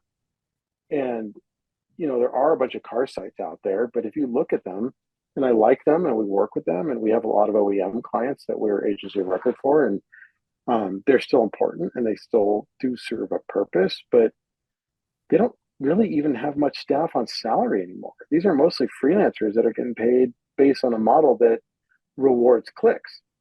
So you could put up some outrageous, ridiculous thing that has some celebrity angle that car guys don't give a crap about. And that is going to get way more mileage than a super in-depth technical, like there used to be a guy who was the editor of European Car named Greg Brown. I don't even know if he's retired or where he's at now, but He was the editor of European Car Magazine, and he was a really, really fast driver. And he could do like a sub minute 20 around Willow Springs, around Big Willow, in like a normal production car. He was fast. So when Greg wrote a review of a suspension product or a car, you had to know that like this guy knows what the hell he's talking about. He's fast. Like he can drive a fast line. He knows what he's doing behind the wheel. He really, like, if he's talking about understeer or scrub or whatever it is, he's legit, right? There's not a lot of that happening anymore. So, you get car reviewers that for the most part, they're enthusiasts and they know like how a car compares to the last car they drove. But are they going to just go, out to, Gingerman or Big Willow or whatever and really crank? Not necessarily. So what's replaced that is the creators, and they have big audiences, and whether it's 2A or cars or the outdoor industry or whatever it is, like more recently I've gotten into fly fishing, okay, because it's like something I like doing hard things, and Jesus Christ, is that hard and expensive. Oh shit. Oh my God, like that is a rabbit hole you can go down for hours and hours and hours of just watching videos. I would never fuck with it. There's so much gear and trinkets and things and stuff, like you said, you can go so deep. It makes the car thing look amateur. Like it is so expensive and so fucking hard. And if you're really, really, really good and you can catch a fish, you release it. So like the whole thing is like, it's like the most masochistic thing you can do. But you can go down a rabbit hole for a day watching gear review videos and how-to videos. And to me, that used to be a media outlet, right? And now it's just like, some guy who's got like a really nerdy fly fishing channel on YouTube where he's going to produce 100 hours of content on the very specific thing.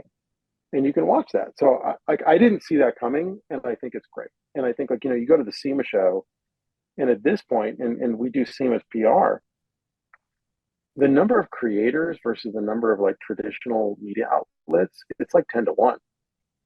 And it's good as far as I'm concerned, because they have bigger reach and they're really diversified in terms of like, you've got a few generalists, but most of the people that are creating content, and you've got someone who's really into drift or someone into off-road or someone into, hardcore engine building or whatever it is they're into. They're going to create a channel and they're going to go super deep. And to me, that's actually a great opportunity where you can have a real relationship with that person as a human being, and you can help them build something and give them opportunities and give them experiences and give them access to information and content. And if they build out a couple of videos that do really well and you like them and you want to work with them more and they're a good person, you can throw a few bucks at them, or you can do an affiliate deal, or you can just give them access and they go deeper and they create more content. That's sort of a win-win for everybody. So that's been a real game changer for us, and I think honestly for the industry.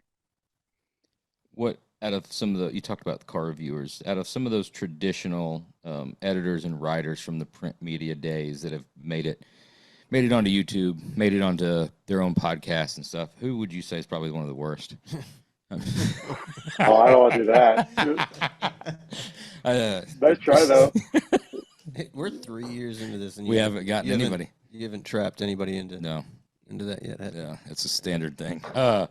If specifically on the car builder side of things, so we've got obviously we have a large audience from car builders, from all different walks of life, all different styles of builds, and all different history in the industry, from new to old, from just getting started.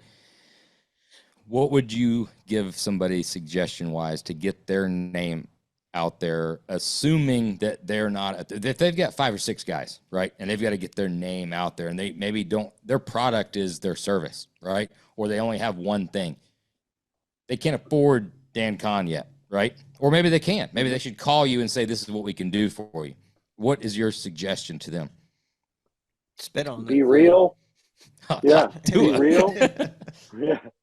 No, I think honestly, it's be real and be authentic and be yourself. And you don't want to try and pretend like, I think that the current generation of consumers out there, whether you're interested in traditional hot rods or pro touring cars or 80s cars or imports or whatever, nobody wants the angry guy throwing the wrench on TV. I think there was a really kind of shitty moment in our world where that was like a thing. And thankfully, I think the only people still watching that content are not real car guys, right? Like that's not like I don't know a lot of like hardcore car people that are still watching those shows. Right. I think people appreciate authenticity and they appreciate craftsmanship. So just be real, and to be honest, like you can have fun with it, but like like you guys had Henry Richards on a few episodes ago, and his green sedan, that Tudor, Ooh. I wanted that car so goddamn bad. That is Who to didn't, me man? right. That is my favorite hot rod build maybe of all time. Yeah. And his social presence is not slick.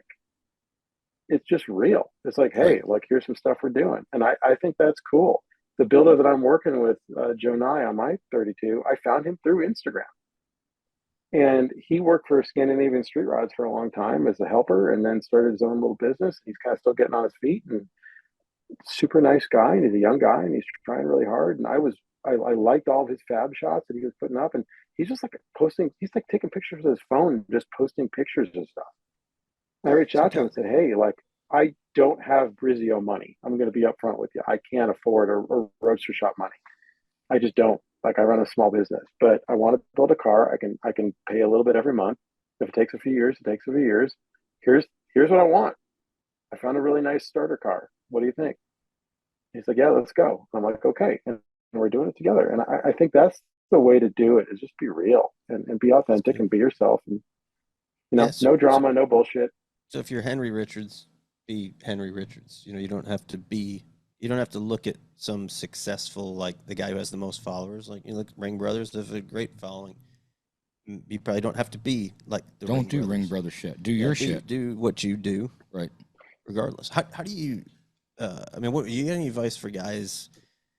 How do you stick with it? Right, the staying power of like to get something rolling. Nowadays, it's tough. A guy starts new hot rod shop. He starts his new social media page. He goes and posts a video or puts a video up there, and maybe it gets like 10 views. What do you do to just not say, "Oh, fuck it," throw in the towel after that first video to stick with it? Because there's The standard's high, and he's judging. Yeah, He's judging himself against everything. Everybody else. Very seldom are you going to run into the situation where you throw something out there and it's just going to boom 30,000 views right out of the gate, 400 comments. It might take you a year, 2 years, 3 years to get any sort of traction. I'll say the same thing for a builder who's starting an Instagram channel as I would tell someone who's starting a podcast, which is it's really a longevity game.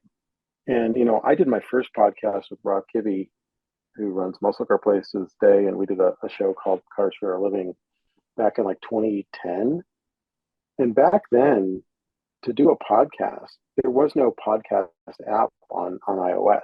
If you wanted to download it, you had to like go to the like website and download like an MP3 file. So like a listener had to be pretty committed to really want that thing. And we did like 90 something episodes of that show. The funny thing about podcasting people don't realize is like 90 something percent of most podcasts never make it past 5 episodes. So if you Oh, can really? get to 10, yeah, yep, yeah. If you can get past 10 episodes, you're already in like rare air. If you can get past 20, you're kicking ass. So just keep doing it, and eventually an audience is going to find you. The same thing applies to social, and there's some asterisks to that, right? Like just keep going, and eventually you're going to find an audience. But unfortunately, beyond that, the thing that sucks about social, and it's a deal that we have to live with every day, unfortunately, is you're at the mercy of an algorithm that you're not aware of and that you don't control. So whether you're on Instagram or Facebook or LinkedIn or X or whatever, like LinkedIn just did a thing like a couple of weeks ago where they decided they're going to compete with TikTok. I don't know why. I think, I Yes. personally kind of wish they weren't doing that, but I don't get to make those decisions. And all of a sudden now they're saying, and no, they never said it. There's no like developer blog that you can read, but it's become pretty clear that like they want vertical format video, because every time you load a video on LinkedIn, they have this little like animation thing where it says like, "Oh, swipe up." Like, yeah, I know how to swipe up, but they want that because they're competing with YouTube Shorts and they're competing with Reels and they're competing with TikTok, and so you have to kind of pay attention to that too. So part of it is longevity game. Part of it is paying attention to what's happening in the algorithm, what's happening on the platform, and if like Instagram a couple of years ago started really heavily rewarding video content, especially reels, because they want to compete with TikTok. So if you notice that and you start shooting more reels and you figure out, okay, I can use CapCut, I can edit my own stuff, I can shoot it on my phone, I want to use trending audio, there's a higher likelihood your content's going to do really well than if you say, screw that. I'm just going to keep taking pictures and posting them and hope for the best. At some point, teal pink pinstripes went out of style with hot rods. You can still keep painting cars that color, but you're probably not going to sell a lot of them. We did. So it's That's a throwback. That's a throwback. So just to piggyback on that, to throw something out there that I heard this and I thought it was like super inspiring. It really stuck with me. I listened to that Alex Hermosi on Spotify here. Have you ever listened to him? No. It's a crazy successful business and younger guy, like very motivational kind of speaker dude. And he was talking about, when you're posting stuff, you're putting out a video, you're putting out a social media post. And when you look at something and you look at it and it's like, okay, maybe it had 20 views, maybe it had 200 views, and you're kicking yourself in the ass and you're like, oh man, that was a total flop. Instead of looking at it as like 20 views or 200 views, look at it as though there were either 20 people or 200 people that showed up to listen to me speak today. So if I was doing like a seminar and I just put up, something on Facebook Marketplace that say, come on out to Jeremy Gerber's sheet metal seminar today, and 200 people showed up, you'd be pretty stoked, right? You'd be like, holy shit, 200 people. When you look at the scale of that, that's a lot of people. But when you see it as that, just the 200 up there that liked that post, sometimes it's kind of like tough to look at, It makes a lot of sense. I would put the Roadster Shop spin on it and look at it as if we were buying the bar tab. So if 800 people or 900 people showed up and liked it, that's how much the bar tab would be. Like, but it's an interesting way of looking at it, of making yourself, don't worry about the fact that it was only a handful of people, because it's more than you think. You get hung up on that number, and people don't realize how many people that really is. They at least took the time to like it. There's fucking 200 people is 200 people. Great. And just be real. Be you.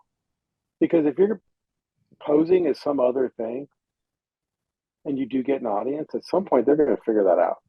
Well, Dan, you can't tell me that I don't identify it as something that I want to pose as. Like, that's, anybody can be whatever they want to be. This is 2024, man. They can go and do and act. I'm trying to get Dan to go political. He won't do it. What is the next step for podcast media themselves? And do you think that your traditional larger brands understand it, are utilizing it in the correct way? And how should more automotive brands use podcasts to their advantage that they're not doing now? Yeah, boy, that's a good question. I think we're kind of at peak podcast right now. There is a lot of white noise.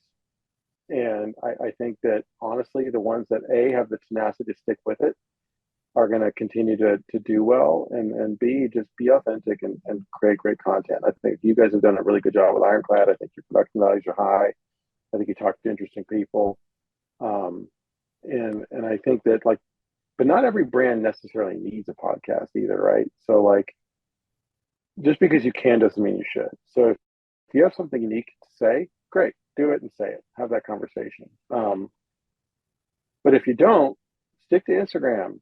Start a YouTube channel, start an X channel. Start a feed. Don't shout into the void just because no one else is doing it. But if you have something new or original to say, then say it and have those conversations with people. And I think the next step is kind of what you guys are already doing, which is video.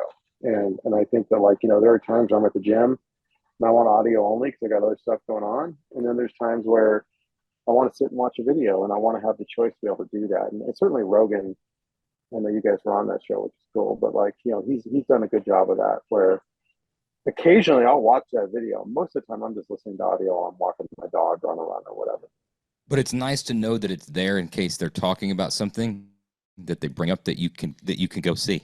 Yeah. They're in reference. Every once in a while. It's like the comfortability of knowing that you could see it and you can't. Right. This morning I'm at the gym and I'm listening to the Jack Carr episode, and he was talking about how back in the 40s, I forget exactly what, but they were talking about the Nazis sword fighting each other. Right? Okay. And it was like a sign where you would know they were like Nazi because they would have scars all over their face, right? And they were like, so he pulls up a fucking visual, and I'm fucking working out. I'm, oh shit, I want to see what that. I got so you. every once in a while, There you is a hear visual something, you're part, like, oh, I right. gotta see that. But so the visual's cool. It's fucking wildly off track there, but No, but I think that does mean it means a lot. We feel sometimes when we're doing the video side of things, sometimes it's just obviously when it's in studio, it's completely different, and there's that interaction and there's we bring stuff up, but then there's sometimes you're like, man, we just did this whole thing and some video and it's just our faces and it's just a Zoom, but I think you got to continue to do it because, like you said, there is that time that you're consuming the media differently. If you want to pull it up on YouTube or whatever, and it's rolling in the background, but you can pop in if it's somebody's like, oh, look at this. And you're like, well, I want to see what they're talking about. And if you're not interested in it, you don't have to. You just keep listening. But and I think what I like about the podcast thing is, and I'm guilty of this as anybody, right? Like every once in a while I'll get sucked into I'll be on Instagram and I start flipping through reels and all of a sudden I blink and an hour has gone by. I'm like, holy shit, what just happened? Like, where did the last hour go? And I'm just like, I get in some whether it's hot rods or guns or knives or watches or whatever it is. And I start looking at stuff. The next thing I know, I just burned an hour of my life. And I couldn't tell you what I spent that hour looking at. And I do like the fact that with podcasting, you can have a really in-depth, nuanced, long-form conversation with someone. Okay, perfect example is Bruce Meyer is a friend and a client for over a decade. And I mean, I know Bruce pretty well. I've spent a lot of time in that shop, in that garage. I listened to every minute of that episode, and I've heard most of those stories, and I still loved it. Oh, awesome. Even though I've heard That's all cool. of those stories, but that level of nuance and detail, and hearing you guys hear those stories for the first time, still brought me satisfaction. I still enjoyed it. So I think it makes me feel good as somebody who works with creators all day to know that humans are still capable of listening to a 2-hour conversation. Yeah. I've never thought about what you just said, that point that you had heard those stories and you knew the punchline, you knew the ending, and you knew where he was going next, but you wanted to hear it and you were interested in our reaction to the story that you already heard. I had never thought about it that way of watching, because I've done that before when I know whether it be Rogan or somebody else, and even you can be hanging out in the parking lot of a show and somebody's telling that joke that you've heard, and you're going to still listen because you want to see what those guys, how they react to that. I've never thought about that. I've thought about it all the time. Do you know how many times I've asked you to tell your favorite SEMA story? Because I get such a thrill. No, honest to God, I get such a thrill out of people's reactions to you throwing up in your boxer shorts. Right? Yeah, I know. I got to hear that story. That sounds pretty good. Oh, just listen, it's on the podcast, but in the bathroom of the Cosmopolitan. But I know the story. I've heard it 1,000 times, but I love the reaction of other people. They're like just glued to that story. No, I like how you did that. Good job. It does, but that I've never thought about that before, because sometimes we've done, I don't know, we're probably at 150, 160 episodes or something. And you get to a point where we start feeling like maybe we've said that same, or we know we said the same story, right? Or we've said this, and you're like, man, I feel like I'm being repetitive. But if you're saying it to somebody else, or you're having a different conversation, there's a different nuance to it, or people are listening to see what somebody else's reaction to it's going to be. I don't know why that struck me, but it did. I think from the brand standpoint, like you said, not all brands need to have a podcast. I know this from our end of doing the podcast, when we have had from all industries, from the car industry, from fashion side, from guns to whiskey. When we have that personal connection with that person, when we meet them and we spend the 2 hours drinking and you get to know more about them, just like I've got a different feeling about you and everybody that works for you in Kahn Media when this is over, it's the same thing that happens when we talk to Aaron from Smoke Wagon or so-and-so. You've got a personal connection. You have a greater likelihood, duty, and feeling to spend money with that person now that you didn't before, even though you like the brand. When you're out at a liquor store and you see Smoke Wagon, you're like, oh shit, that's the Selector, blah, blah. Oh, dude, you feel like Aaron might know if you buy that bottle. Yeah, I'm with you. Well, you better believe that tomorrow morning you're going to be getting some marketing proposal from Kahn Media. Now, after that comment, Oh, you know, No, But but you're right. It's an intimate, like, look, at the end of the day, I'd say 90 something percent of most podcast listeners are listening with, they've got some sort of earbuds in, right? And there's a voice in their head. That is a much more intimate experience, whether you're walking your dog or you're at the gym or you're driving to work or whatever it is, than watching a TV show where you're half checked out or you're watching some YouTube video and your wife's talking to you and whatever. Like, yeah. I'll respect my wife. I definitely listen to everything she says. But it's a different thing. And like, a perfect example of it is, there's a podcast, a business podcast that's nothing to do with automotive that I really like. And I discovered it like a couple weeks into the COVID deal. And I was so stressed out those first couple months, just like what the hell's going on in our world, that I'm going out on these runs in the morning, just trying to burn off stress. And I'm listening to this podcast. A couple months in, I felt like I was friends with this guy. Yeah. That was the host of it. And finally I ended up actually becoming friends with him, and we know each other really now, but it was a weird thing at first because I'm like, man, I've listened to like 70 hours of you talking. You've never met me, but I feel like I know you really well. Hey, remember that time? Remember that time when you were like, man, that was cool. I know what you mean. We ran into that with Sean from Autotopia. The first time he came out here to do a video, it's like, dude, I've watched like 100 of your videos. We were just like already buddies. He watched a bunch of videos we did. We watched a bunch of videos he did. It's like click. And you run into that on the social media side, though, is like on a personal level, maybe a little bit creepy. So you'll run into people, maybe you even either haven't met them or haven't seen them in like 20 years. And it's just because of everything that's available out there. They know everything. Yep. They feel like they know you. There's like strengths and weaknesses to that whole thing. I guess where I was going, I'm more surprised with when you sit down and have 2-hour long conversation, with Nick and Eli from Cabot Guns and Alchemy, right? And you're talking about all the cool shit that they're doing, right? But at the same time, we don't do anything, and you understand that we don't do anything that's super sales pitchy, right? So we're not going to be like, hey, here's the website, here's a special link, here's a thing, go buy this gun. And specifically, I mean, some of that stuff is, $5, $6, $7 grand up to 10 grand. You can spend as much as you want to for a custom 1911 or, 2011. But because of the conversation, how many people I talk to at shows that are in the car world, they may or may not have been gun enthusiasts, that told me like, dude, I wasn't even in the market for 2011, but after listening to that or whatever, I went to their website or whatever, and that shit's cool. Those guys are cool. Whatever, I bought one. I've got one on order. It's going to be here in like 2 months. And that value of a purchasing decision, specifically when we didn't push it and it's not something that the guy was in the market for, right? I'm super surprised we have that all the time of a guy. Fucking, how many people say they never even drank whiskey and now they're into whiskey? That doesn't make sense to me. Like, why should you listen to a couple, like 3 drunk guys tell stupid stories and then be like, you know what? That's a good decision. I should buy some of that. Bad influence. But it's fucking wild how like you said, become friends. You feel like you're hanging out, right? And now I need to experience the things that they're experiencing because we're going to run into each other at a show. And now I've got to have some background and I've tried those things that you said were good. It's fucking wild, the personal interaction that's different when you have a 2-hour conversation or listen to one versus see a picture. You're totally right. And most of the guys I know, they're 2A guys. They're also car guys. And most of the car guys I know are 2A guys. And not always, but certainly there's a lot of crossover. And I think you're right. But I mean, at the end of the day, especially when you're talking about car builders, so much of it, and maybe it's not just podcasting, but so much of it is about the story.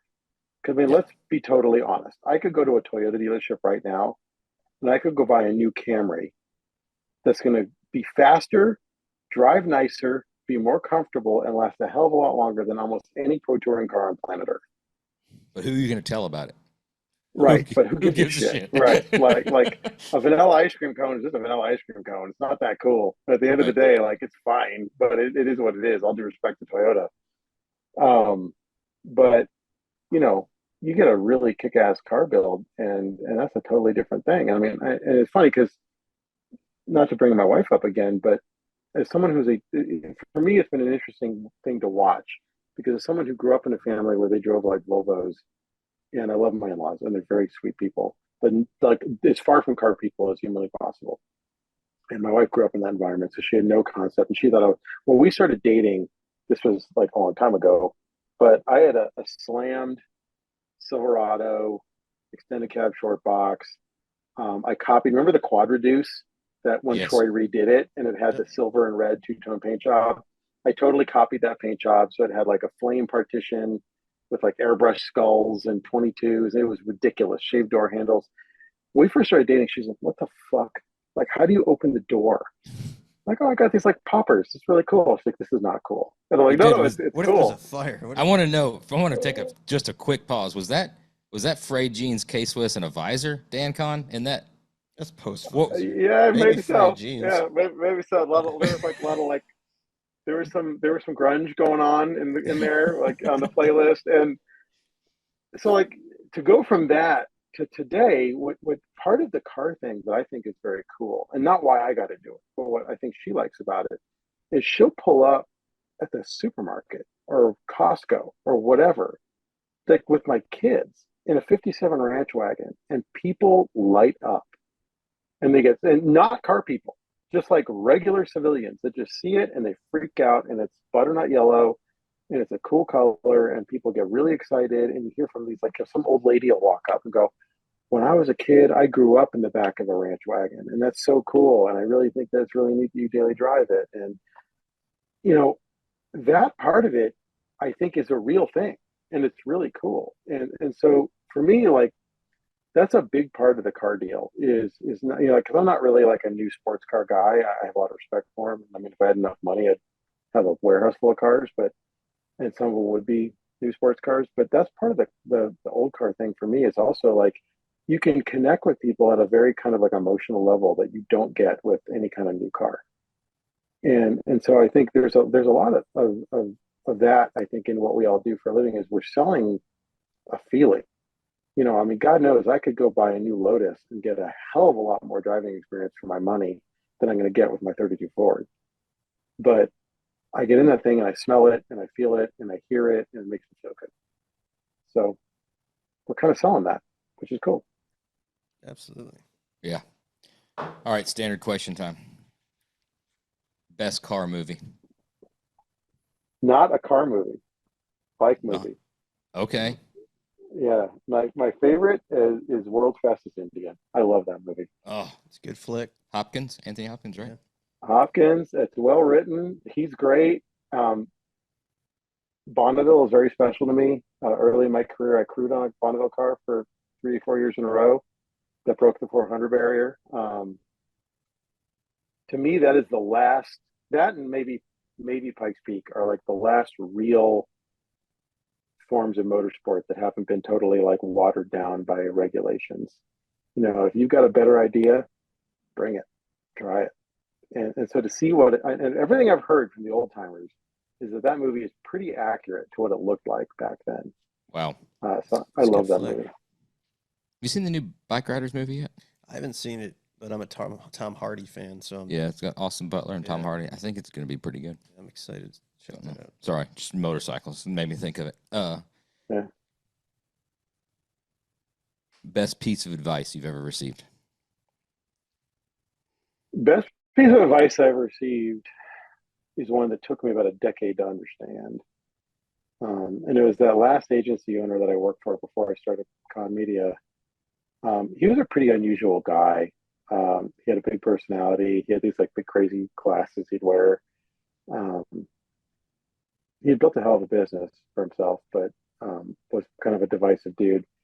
And all the time he used to say, never believe your own PR. And as like a 28-year-old in the PR business, I thought I understood it and I thought he was being an idiot, but I didn't really understand it. And boy, do I understand that today. Where if I look back on the last 16 years of running my own business, every real major heartburn challenge we've had, and there's been a handful of them over the years where like things got real scary, usually came after a moment where I was riding pretty high. And I thought, like, man, we've got this deal dialed in. We're on lock. We've got this figured out, and we're top of the game. Fuck everybody. We're killing it. And then boom, the boot kind of falls out of the sky and lands on your head, and you go, holy shit, I was not ready for that. That's happened repeatedly to me. And it's usually when I kind of get a little too comfortable. So Wow. never believe your own PR. That's good. I mean, even on the positive side, I think that that's important because, like, I mean, I think back to when we were in our infancy, and there was always some customer, somebody that was like, you go to name some local cruise. Oh God, you guys are the best. That's incredible. Hey, no, it's not. Like, if you would have sat back there and truly believed that this is the best thing that you could build, Yeah, and that you've peaked, right. that this is I'm on You would top, never, right. you would never elevate yourself. But I like that. yeah, that's good. I like the fact that you mentioned that some people shy away from that. Some people shy away and never want to admit that they've got those mentalities as from personal standpoint or a collective group and your core and the business of like having that mentality of, yeah, we're fucking badass. We did a good job. We're great, right? But to a point, like you said, and there's always that time to knock you out of the saddle, right? And remind you that you're human and remind you could do better and remind you that you're getting a little too cocky, right? But you can't, the way I believe, and some people say it's wrong, the way I don't think that pride and having a little bit of cockiness to win and do a good job is a bad thing if you're not rubbing it in somebody's face, right?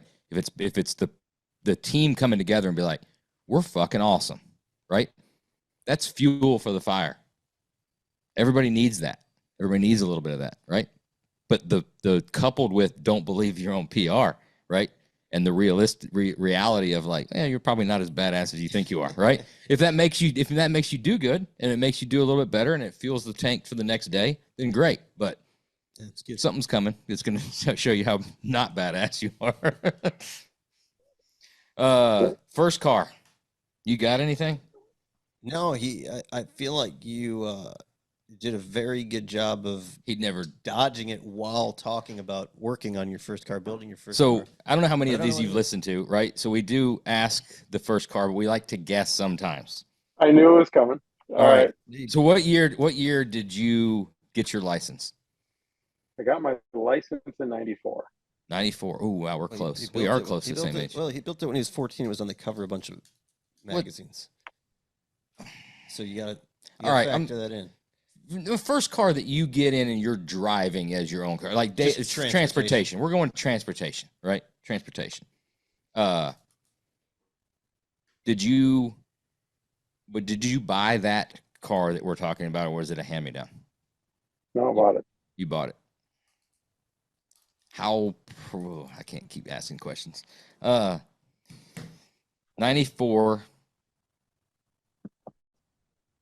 You bought it. Shoot, dude, go for it. I want to say third gen Camaro, but I don't know why I'm saying that. Well, before we He's go, got a lot of Fords. Yeah. Seems like he's a Ford guy. before we take a guess at it, But he's what was the car you built that landed on the cover of all those hot rod magazines? Same car. okay. 94, 92. I mean, I'm still going. I'm going third gen Camaro. what I'm fucking going third gen Camaro. What third gen Camaro was on the cover of a bunch of hot rod magazines in like the 90s? mid 90s? There were some. It's something old. No, it's not. It's not as old as you think.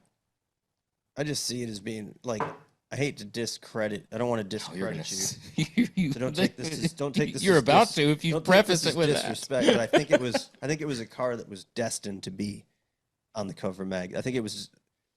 You were 14 years old. I mean, I don't know that you were a prodigy, right? You probably built something super cool, but I'm thinking it's like a 65 to 67 Mustang fastback, something like that.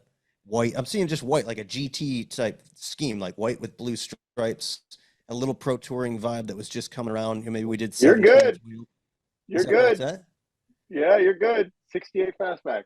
Holy Oh, shit! Yeah. Yeah, that's pretty Dude. good. Fuck yeah.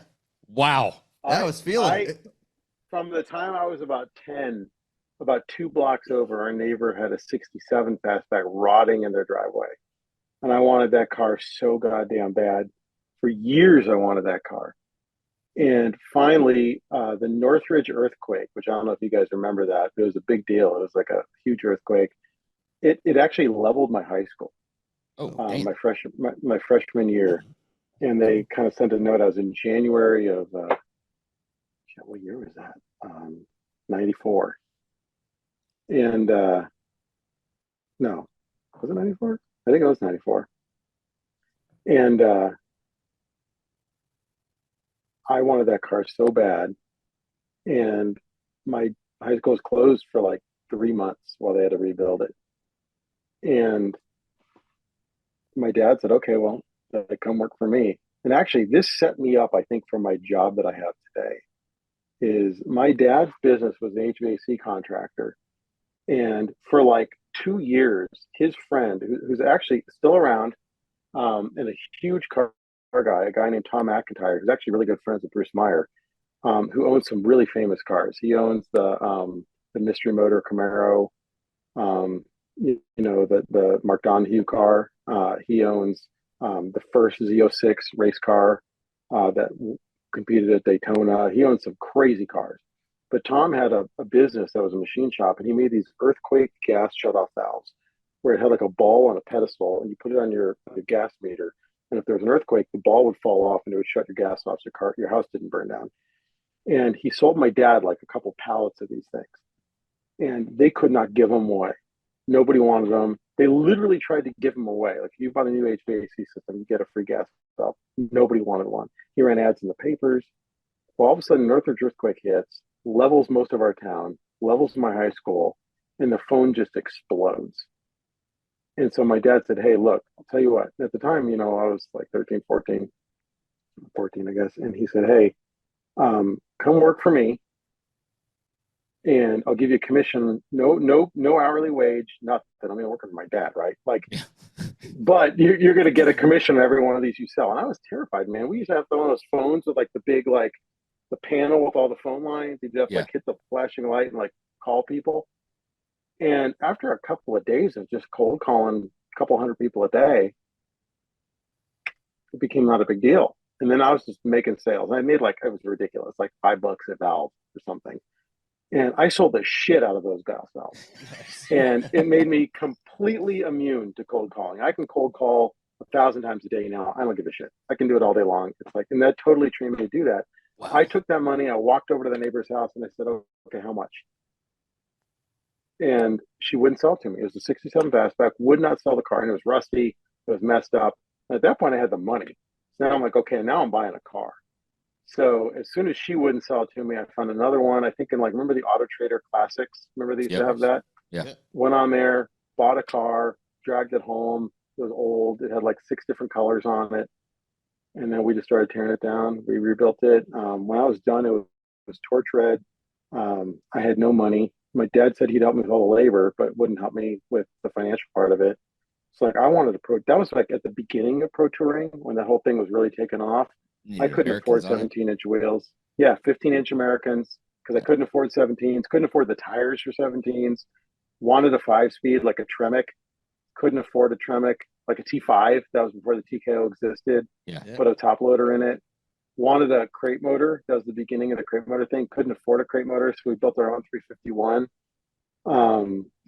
Remember looking at those like Roush crate motors back then, and like that was just jewelry. And they were like huge money. And like they're big.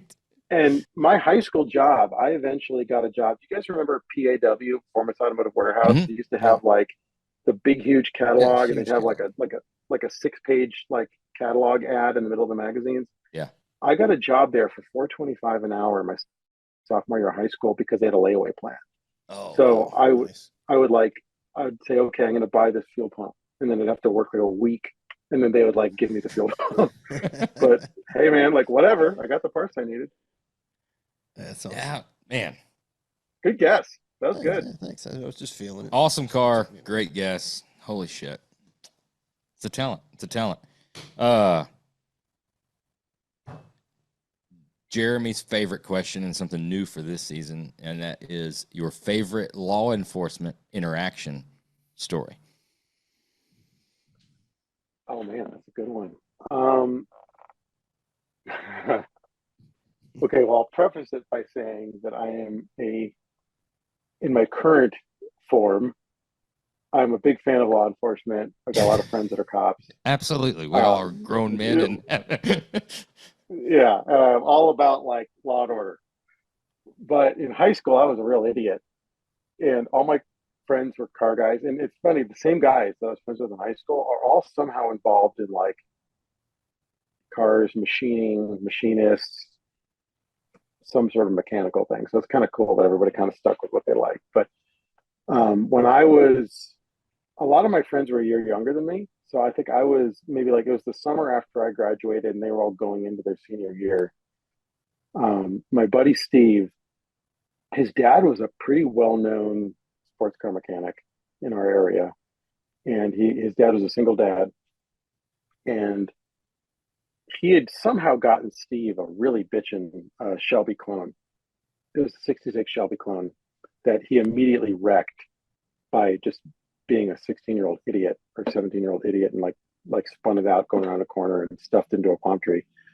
So his dad, because he had a couple of younger sisters and he needed like just a way, because Steve was in charge of driving his sisters to school and to all their different practices and all that. And the old man worked full time. So he got Steve. I don't even think this was necessarily legal. I don't think you could put like a 16-year-old in a rental car at that time. But he got him an Olds Achieva. Remember those like front wheel drive, like just like four banger. just like a Pontiac 6000, the Bravado. Yep. Yeah, like a Bravado. Bravago, same deal, Yeah, right? yeah. Or whatever, Bravado or whatever Yeah. they were called. So that was Steve's rental car. And dude, the minute we got that rental car, we were on a mission. Like, how bad can we destroy this car? Yes. Like we were just dicks. Like in retrospect, as a parent now, like, oh my God. So we did all sorts of crazy stuff in that car. And I mean, like just crazy. Like it had the handbrake, e-brake release, and we stuffed a wad of paper beneath it so that you could just use it as like a quick release, and we'd use it in the rain to do donuts and all this stuff. And like, but one night there were three of us and we had this idea. We're like, let's go to our high school and see how epic a burnout we can leave in the principal's parking spot. So we went to my house and we stole 2 gallons of bleach from my mom from her laundry room. And we go into the high school parking lot. It's like 11 o'clock at night. Don't even look around because we're morons. It's dark. Pull into the principal's parking lot. We get out of the car. We dump a gallon of bleach over each front wheel. And then we just get in the car and we use our stupid e-brake thing we rigged up. And we're just smoking the tires for like at least 2 minutes. And there's just so much smoke. We're in the car. We're all laughing. We think this is like the funniest thing ever. You can't see shit. Like the entire outside of the car is completely obscured by smoke. And then all of a sudden, this like beam of light comes through the smoke, and there's like a knock on the glass door. And we start freaking out. We're like, "Oh my God! Like, what the hell do we do?" We don't Thank even know, goodness like, you showed up. The curb. throttle stuck. Yeah, and so we're like, "Shit! I don't even know how to make a run for it at this point. We can't see anything."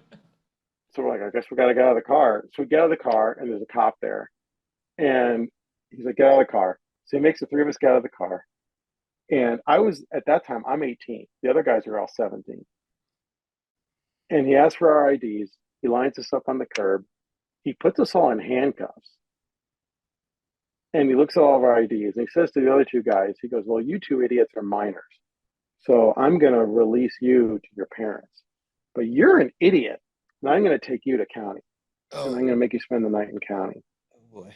And I'm going like, "Please, sir, please." I mean, I would have done anything. I'm groveling. I'm like, "Please, sir, I'm so sorry, sir. Please, please, I'm so sorry."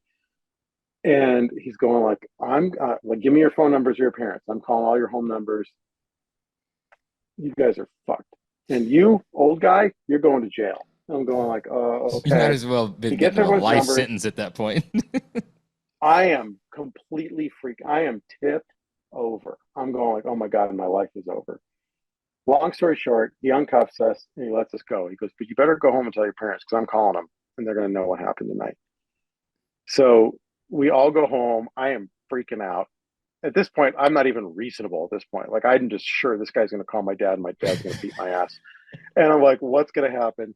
I go home. I immediately tell my dad. I'm like, "This is what happened." I told him don't do it. He started, wouldn't listen. right? He starts laughing and he's like, "Man, that's a pretty good story." Never said like that's it. That was the whole interaction. He's just like he just thought I was a dumbass. The cop Told me never I'm a called. dumbass. Nope, cop never called. Hey, taught you guys And a as good it turns lesson. out, all three of us did the same thing. We all went home and They immediately all told went our and told. parents I was going to ask. because we were all convinced like we're screwed, like we're done, like we're all That's losing good. our licenses. So yeah, that was pretty. He was actually cooler than he could have been. That's I can't imagine how many cops have. I'd like to hear on the cop side of stories. How many times you run into those? I've got a 17-year-old right now, and so I know full well of what that age is. I remember being 17 and all this stupid shit, and I had interactions like that. You had that cop that was like, he could have done so much more, but he did enough to set the precedent of like, you know what? I'll remember that. You know, you remember that and stuff. And I think that's, at the end of the day, that's kind of what they should be doing. Yeah. Dan, it's been awesome. Enjoy this, guys. Thank you. Hell Thanks of a for the good time. time, man. We appreciate you taking the time out of your. I know it's not a vacation, just a different way of life. But we appreciate you taking the time out of. You know, We join us, got man. to do this again when you can be in studio. Next time you're in the area, you need to come by. We got lots more to I'm talk in. about. Sounds good. Thanks, guys. Appreciate Thanks, it. dude. Appreciate it. Take care, buddy. Thanks again to Dan. You can reach him on Instagram at Dan Kahn Media, at Kahn Media. All of the things. I mean, just search Kahn Media. Kahn. All over the interwebs. We've got a whiskey review. Yeah. This is your pick. You got to read it. Yeah, we struggled. We're like winding down here and having a difficult time finding a quality bottle lately. So we started with this. What the hell is it? Cock of the Walk. Cock of the Walk. Something that we'd never seen before. It looks like so much has been drinking out of it. Yeah. So Based on that, it's we opened it completely up. full. Poured just a sliver of it, enough to realize because we're coming right off the heels of a terrible bourbon on our last episode. Followed that up with another. So I was reluctant. Right. You know, no bueno. So we fell back on Old Faithful. And we talked about this before, that the one thing that you can always count on with like a Woodford, a Blanton's, a Buffalo Trace, those big name brands, they got a reputation for a reason. It's quality stuff. So that's double oaked Woodford Reserve, little step up from just their standard, I don't know what they call it, their distillers. Whatever. Yeah, just standard release. Good stuff, man. Really good. Really good It's- smooth bourbon, easy drinker. 7.3. Yeah, I mean it's a 90 proof Woodford, old school, like you said, all the bangers. It's out there. If you're You can't mess with it. this is the thing. If you're in Vegas, most of the bars don't have great bourbon selections. And if they do, you're going to pay dearly for it. So don't. Yeah, select so you're just gonna those. look and you're like, oh, yeah, maybe you got like Buffalo Trace. Oh, they got Woodford. Yeah, I'll do that. Right. 7. You said 7? 7.3. I think 7.3. All right, I'll give it a 7.0. All right. Thanks again for listening to Oil and Whiskey. We'll see you again next week.